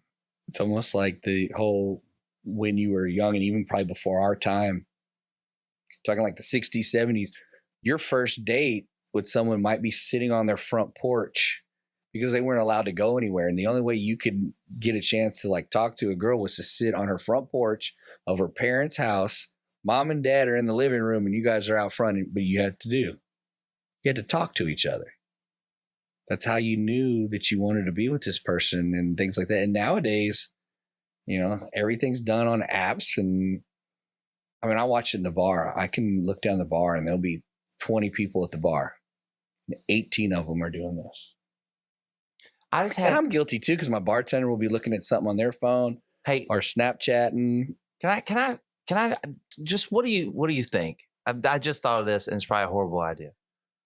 But what would happen, do you think, if you made your bar a no cell phone bar? I don't think anybody would come in, but do you think nobody would come in? Or do you okay, so we'll say you make it a no cell phone bar, but you offer a photographer, right, that is going around taking pictures, and that makes it the free, the email it to you. You just got to grab him, take pictures of your friends or whatever. Okay. But you got to be there with your friends, no social media and do that. You can post them when you're done, but a no cell phone bar, what do you think would happen? I think people would go crazy.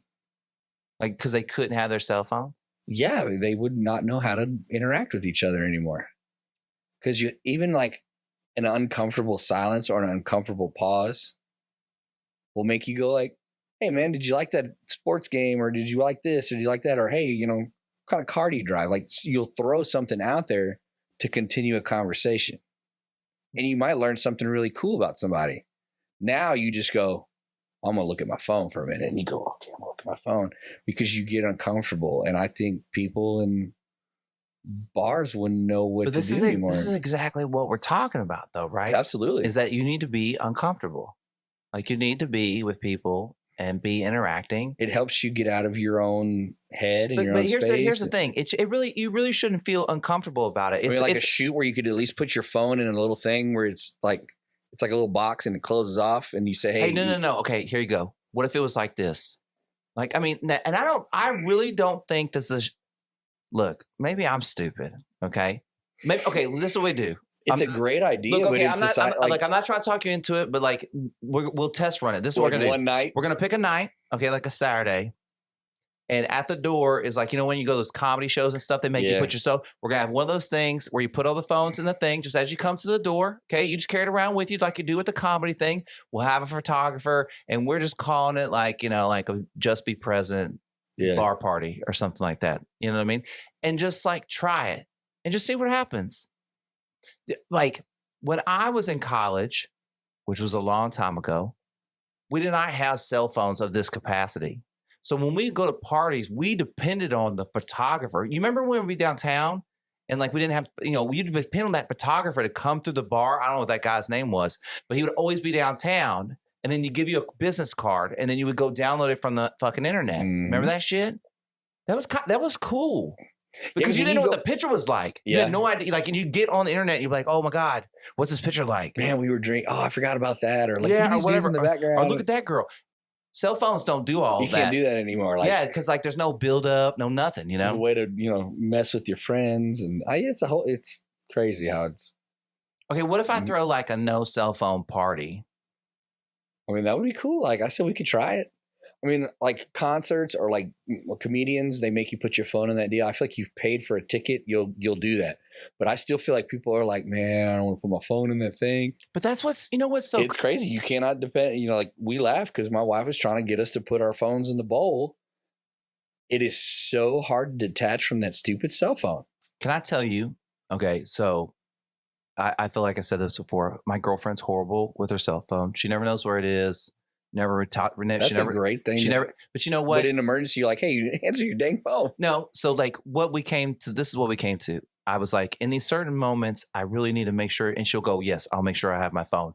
The rest of the time, I don't bust her balls about anything. I'm like, whatever, it doesn't matter. So a lot of times, like if you look at our text thread, it's just me texting her like 4 or 5 times in a row. And she's never responded to any of them because she gets them so late. Right.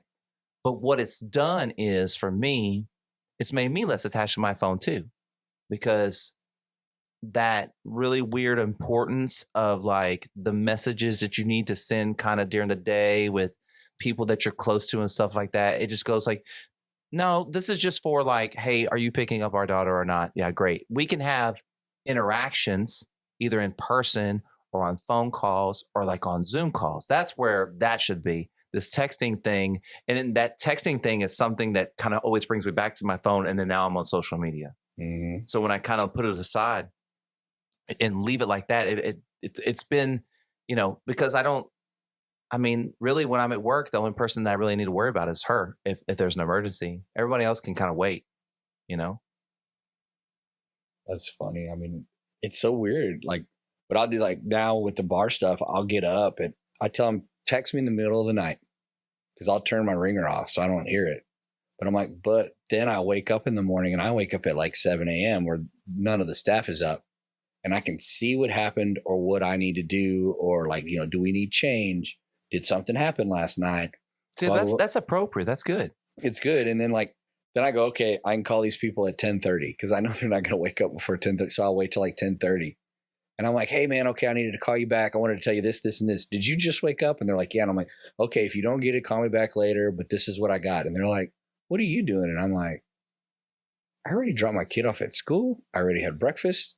I already did a stomach workout. I'm going to go do this, and do that. So I'll be running around, doing my other job. And they're like, oh, okay. And I just laugh because now I'm at a point with my life where I have to like wait for people to wake up so that I can respond or talk to them. Whereas before I was the bar guy. So I was up till 4 or 5 in the morning and I slept till 11, every day. So I pretty much get up at 6 every day, except for Saturdays and Sundays. I get up at 7. Right. And it's mainly just to keep my rhythm like kind of the same. Right.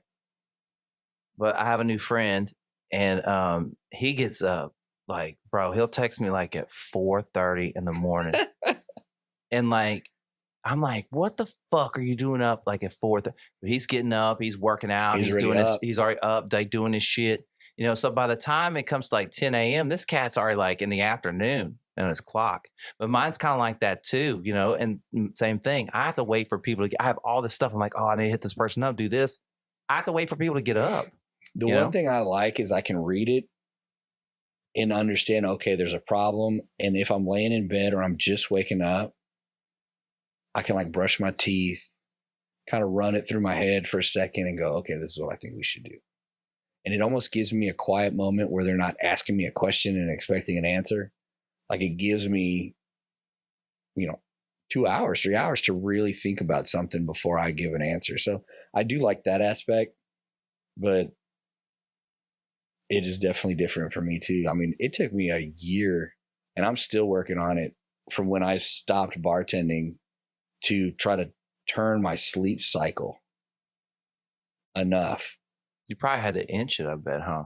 I really did. And it's still a process. I still take like a CPD deal for sleep here and there. And there's some nights where I can lay down at 11 or 12 and go to sleep. And then there's some nights where I lay in bed and it's 1, 2, 3 in the morning and I'm going, I just want to sleep.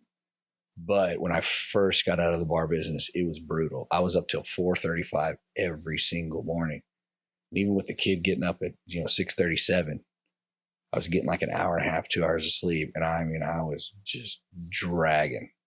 I was so tired all the time. And I did that where I had to like inch it back, where I would stay up and watch TV till midnight or 1. And then I'd say, okay, now I'm going to turn the TV off and now I'm going to turn the cell phone off and try to go to bed by 2. And then I was watching TV and hanging out till like 11 and saying, okay, I'm going to turn the TV off, put the phone down, try to go to bed by 1. And I slowly kind of turned it back. But it took like a solid year. And like I said, I still fight with it. But it was crazy. My body just was like, I could be exhausted at 8:30, 9 o'clock, 10 o'clock. And be like, if I get in bed right now, I'll die for 8 hours. Nope. My body, then I'd be up till 3, 4, 5. There's nights where Ashley would roll over and look at me and I'd just be laying in the dark. She'd be like, you okay? And I'm like, I just can't sleep. So that was a crazy process. And like I said, I'm still fighting through it. But it's weird how, I've been doing it for 25 years. Yeah. I keep busting Brando's balls about quitting smoking, and he's been smoking since he was a kid. And I'm like, it's got to be done at some point, man. It is going to kill you. Well, but I also don't want to watch him go through that process, because for him to fight his body and don't have me start busting your balls about drinking, even though we're drinking beers today. Because like now I'm on this drinking kick of like, talk about killing yourself. You know what I mean? It's bad. I besides like having a beer here, like even if we go, like Ashley and I'll go out to dinner or something, I always find like one, usually it's a hoity-toity cocktail. Like, well, you know what? Like that. Okay. So like I read this book, and basically alcohol is poison, right? I mean, in a nutshell. But if you go to a restaurant, like having one hoity-toity drink isn't going to do shit. Like you'll be fine. Ashley will mess with me because it always has like a flower in it or like sugar rim this. And I'll have one. And then I'm like, I'll have an iced tea. And she's like, when in Rome. And she's like, that's all you want? That's all I need. Like, I just wanted to taste a cool drink. Yeah. But then when I go to Shiners and drink, it's all the regulars. Hey, let me get you a drink. Hey. And that's where it's hard for me to turn it off. So I always joke that I only drink at Shiners. Now, when I was there 6 days a week, that meant you were drinking 6 days a week. Now, if I'm in there like 1 day a week, I can be like, guys, look, I'm not drinking.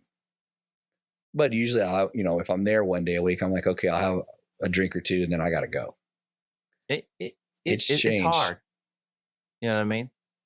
Like I came down to visit you. We were out for your birthday. We were there, and I hadn't drank in I don't know how long. You know what I mean? And all of a sudden, I'm like taking shots. I was like, what the fuck is this? Okay, how many did I offer you or say, hey, do a shot with me? None. 0. But I mean, we know who did. We know who did. I mean, you know what I'm saying? I didn't say no. Like I was just like, yeah. Will he listen to this podcast, Mr. Devil, wherever you are? No, and like I've asked you to come on, so like now you know that. You know what this cat told me? You know what he said? He goes, I'll come on your podcast, but I can't talk about my job. I was like, I don't even know what the fuck you do. Like, why would There's more to you than just your job, bro. I don't give a shit what you do. I was like, I just want to talk to you. Like he works for the FBI. I know. I was like, and then I go, clearance. I go, well, hey, Mr. Secret, what do you do? He goes, I work for blankety blank, and I was like, who? Okay, I don't even know who that is. I was like, well, all right, you know what I mean? I love him to death, but he is that's why I love you too. I'm just fucking with you. That's why. But also, like, you ain't that important. Come on my podcast. He's the devil. That's why we call him the devil, because every time you get into some shenanigans, I was like, the devil made me do it, and that's how he got the nickname. The wild thing is just like how long I've known him. Yeah, I've known that cat a long time. I've known as long as I've known my sister-in-law. I met him at Blind Pig when I was a bartender there before Shiner Saloon even existed. I think I knew of you at Blind Pig. You had to have been there when all those people were there. When I was, Well, your sister-in-law said that she was roommates with his ex-girlfriend, like way back in the day, 2003, maybe something like that, 2004. That's the curly-haired girlfriend that he was dating, and him. They would come into Blind Pig and hang out with me and have a couple drinks and stuff. Oh, yeah. So when he walked into Shiners the very first time to apply, I was like, dude, you're hired. I already know you. And so I hired him. But if I wouldn't have hired him, he would have never met his wife, who was Brando's younger sister. And he introduced me to Ashley, who was my wife. So even though the devil can be a wild card, he's also the reason that our lives are the way they are today. Well, yeah, like, because without him, none of that would ever happen. No wild. And now, I mean, I feel like this is what this really says. It really says that when you give people, like grace to be themselves and understanding about their faults and where they're good at and where they're bad at, you can have really great relationships. Absolutely. But if you hold the standard that is so high that everybody has to do this certain thing, if they don't do that, we can't be friends and blah, blah, blah, all that stuff, it just makes it so much harder. And you're faulty too. And so, you're not going to live up to the expectation to that of your friends either. You know what I mean? So like, I think, whereas like, I'm not going to find myself drinking with him very often. You know what I mean? That was fun. It was fun. It was enjoyable.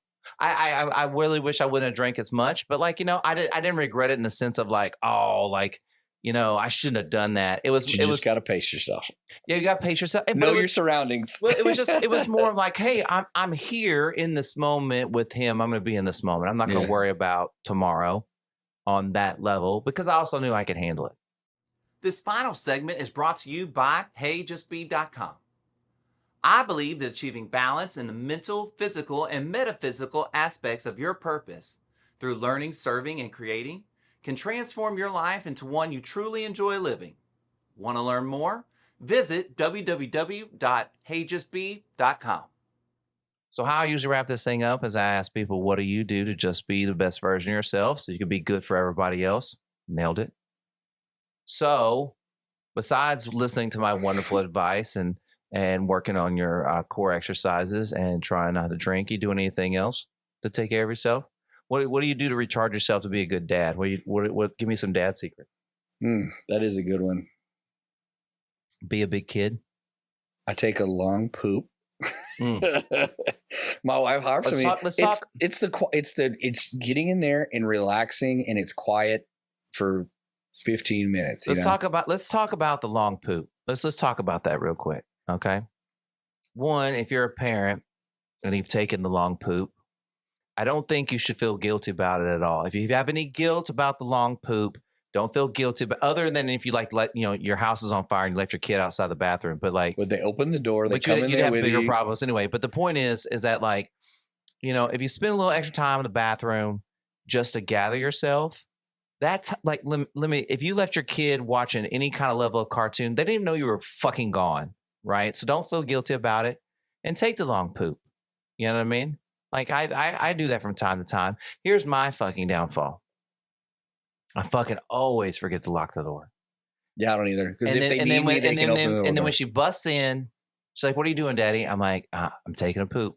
She's like, "Okay, I'll wait on you." I'm like, "No, you can wait outside." She was like, "No, I'm good." I'm like, "No, I'm good. Could you please go outside?" So I really have to remember to lock the door. But I leave it open so if they need something, they can. And Jackson said, "What are you doing?" "I'm pooping, man."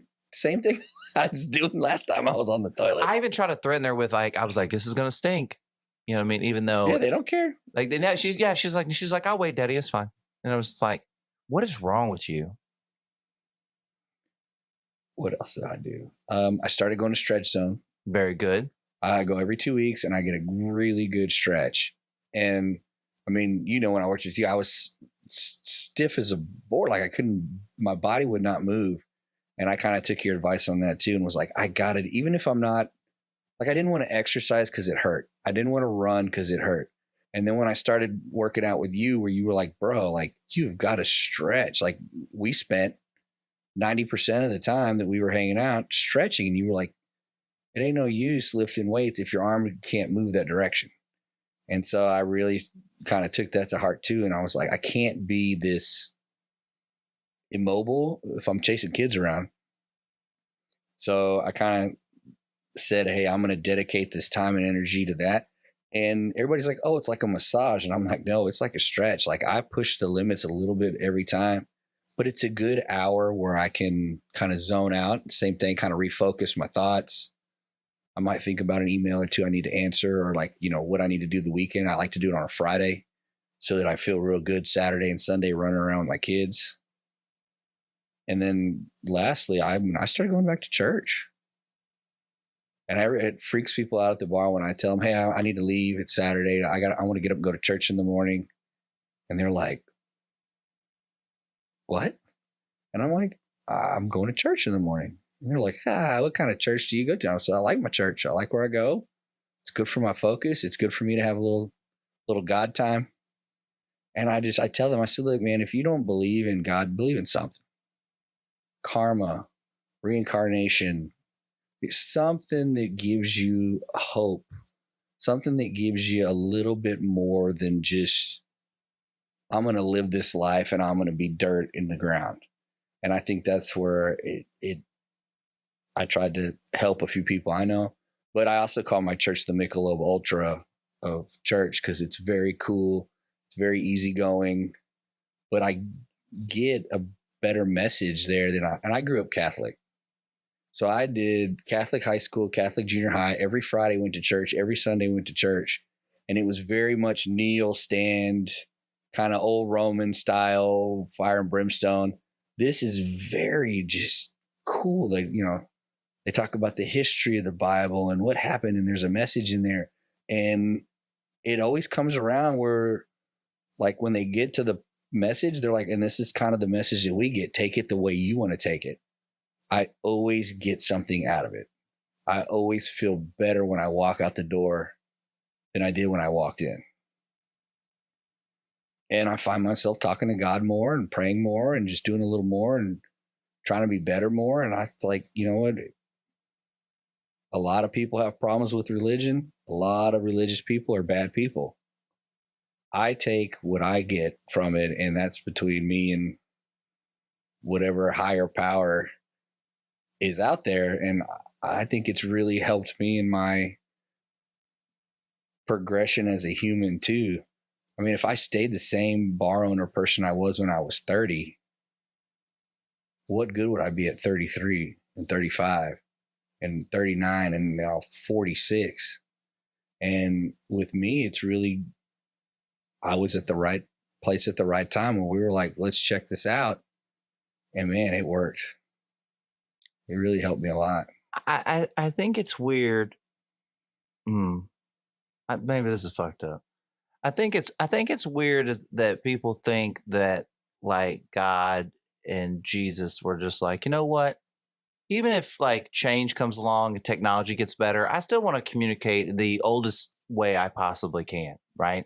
Like, I'm sure God and Jesus would be like, you know what? pretty cool that we have TikTok, that we can spread the word like through TikTok. You know what I mean? But some people don't want to let go. They like, well, belief has to look this one way. It has to be this one way. It has to be, to believe, you have to believe in this way. And it's just not going to look the same for every single thing. It's not. It's not the point of like how you believe. It's like, do you believe? Do we believe in the same things? Doesn't matter how it looks. Are we all on the same page thinking the same stuff? You have to believe every single thing is literally word for word. Like some of these stories were probably teaching stories. They were to teach you a lesson, but other things, probably did happen. It's how does it make you feel? How much did you get at? Did it make you feel better about yourself? Did it make you feel better about your situation? Did it make you feel better about your connection with God? And it's different for everybody. 100% different for every single person in the world. But the Bible is just as relevant now as it probably was a million years ago.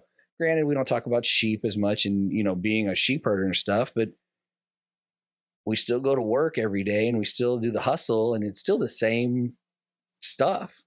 Well, it's just different. I mean, it's modernized and there's nothing wrong with it. And the Bible as a book, what makes the Bible great is the stories are everlasting, meaning they translate to now. You can go, oh, that translates to now. It's not sheep. Now it's this or whatever it is, right? But people get hung up in what it's supposed to mean. And all it's supposed to really be is these teachings of like how we're supposed to be as people and function with other people inside the universe. And so then it becomes like a right and wrong thing. And that's not like learning and teaching and growing. That's like judging and all the stuff that the Bible's not supposed to be. And a lot of people do that. A lot of people that are religious people are pieces of shit.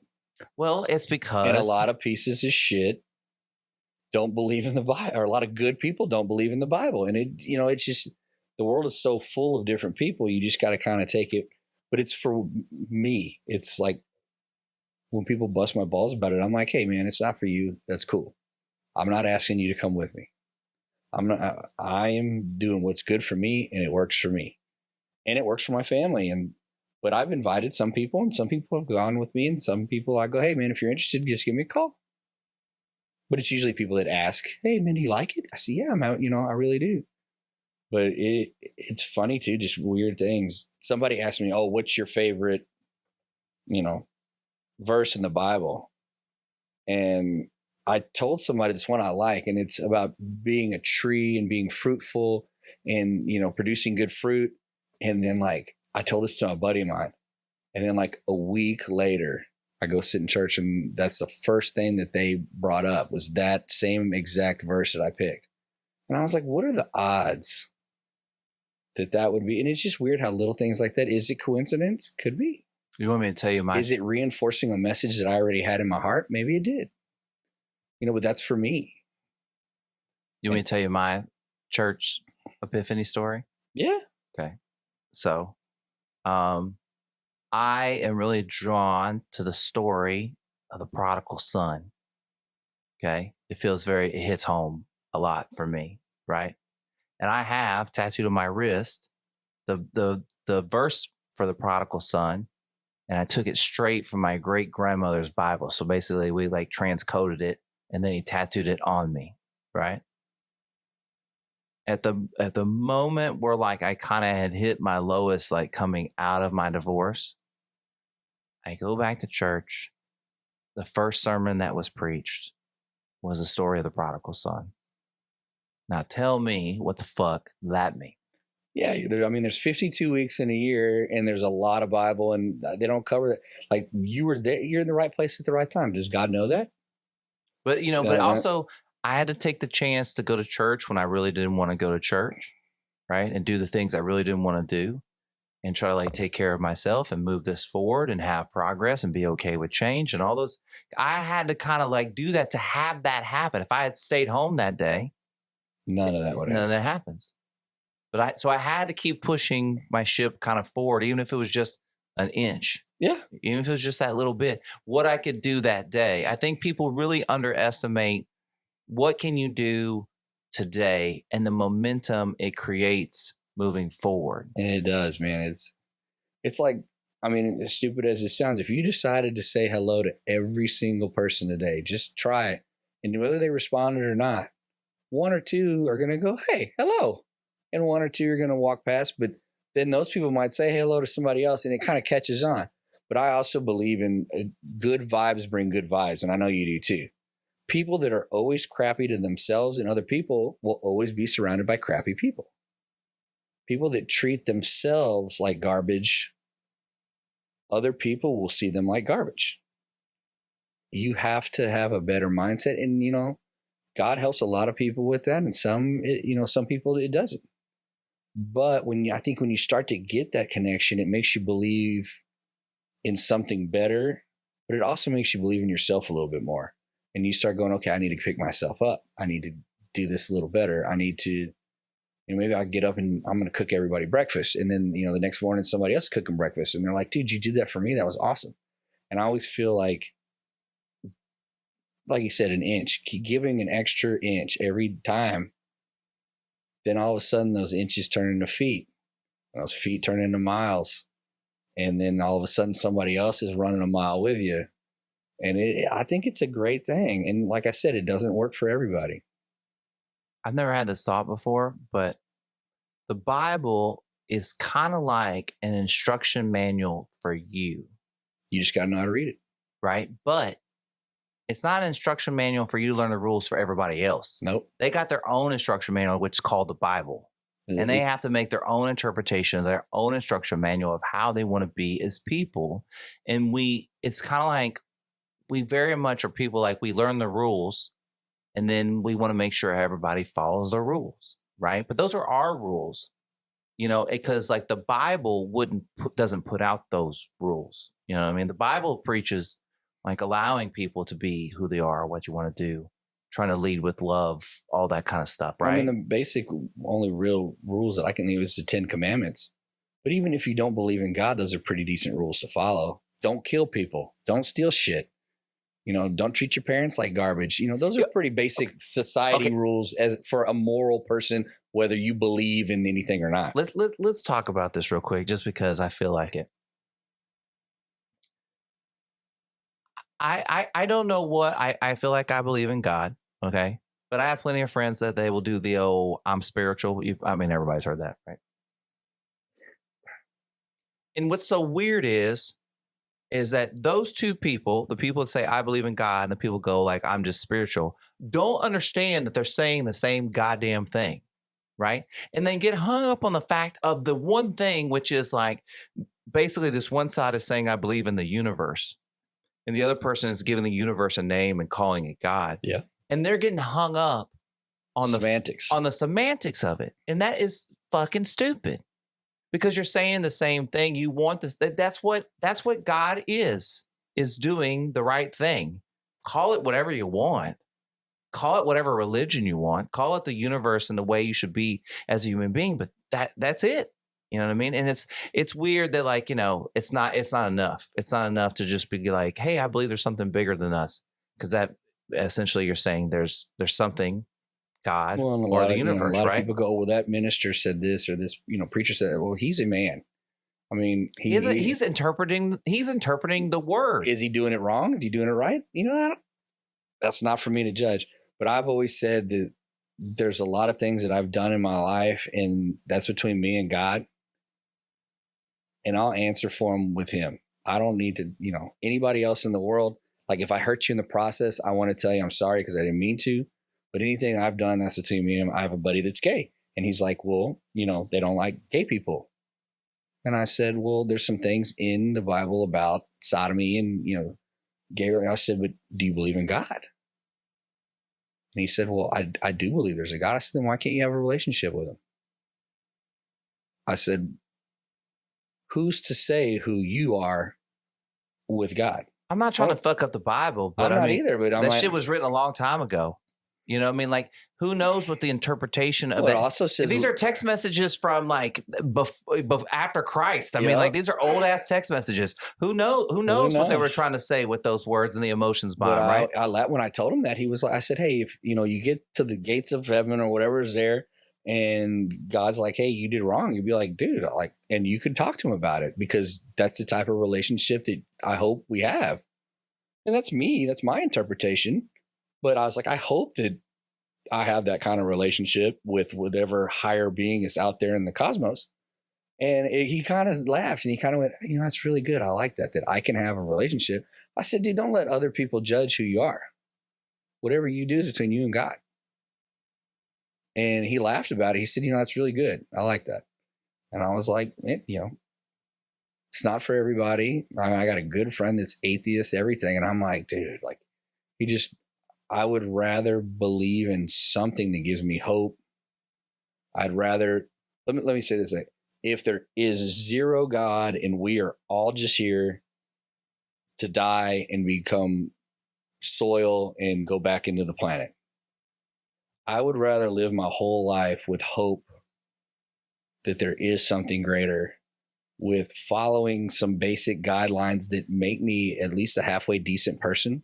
I don't want to kill anybody. I don't want to, I don't want to treat my parents like crap. Those are basic guidelines I feel for everyone. And I do believe. Now, let's say I'm wrong. What does that hurt?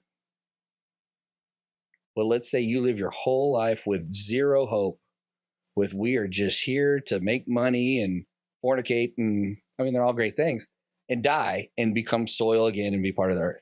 You've lived your whole life with maybe a small part of your heart, soul, mind that's not 100%.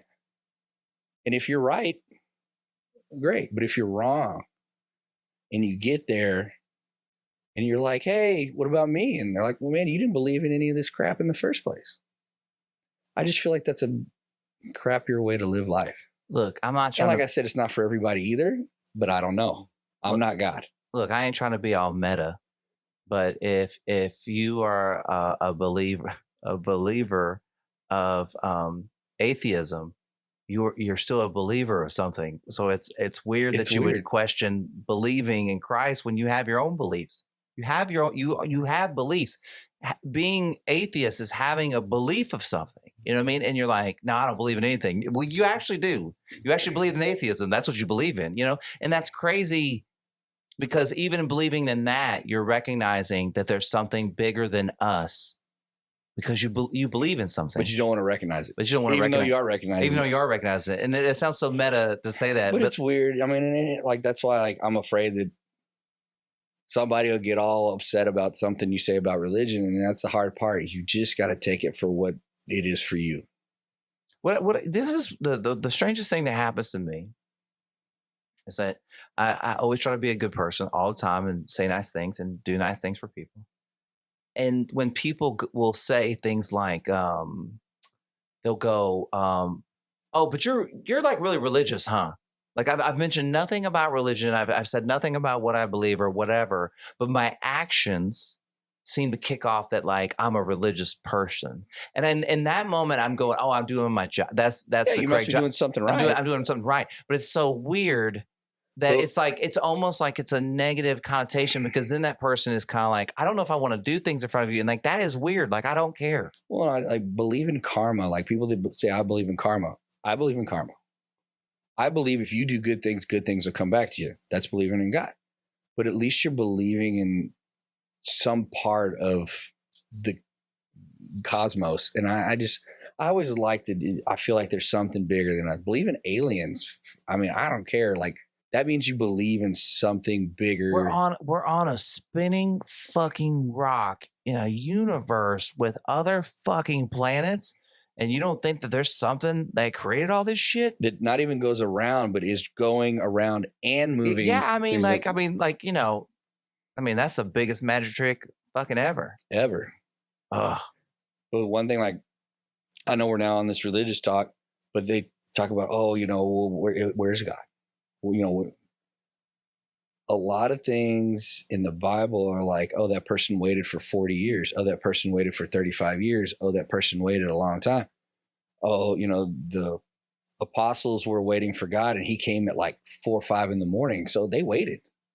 Man, you can do a lot of thinking without a cell phone in those days and those times. Is 1 second or 1,000 years different to God? I don't know. I'm not him. So it may be forever before something happens. Who knows? We may be gone.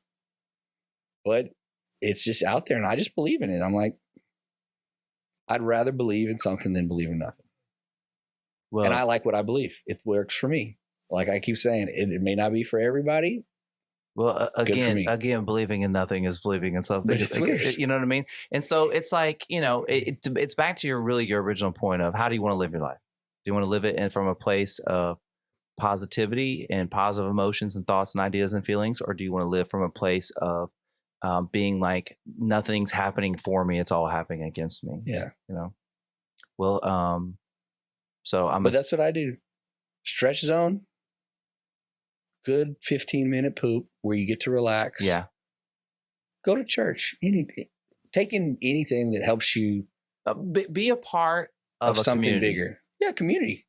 Start with your neighbors. Be a part of engage with your world around you. It's kind of like if you're playing like Grand Theft Auto. You know what I mean? Know where you can buy drugs from. I'm just kidding. But you know what I'm saying? It's like maybe not that part of your No. But know what's going on in your world, because this is your world. You should invest into the world around you, right? All right, you gonna give me a hug before we get out of here? Of course. Yeah. I'm a hugger. Push that mic out. Don't be like crawling around and being all crazy. We're getting old. We can I know. Like I do. Other side. Oh, thank you. Yes, thank you so much for doing this. I appreciate it.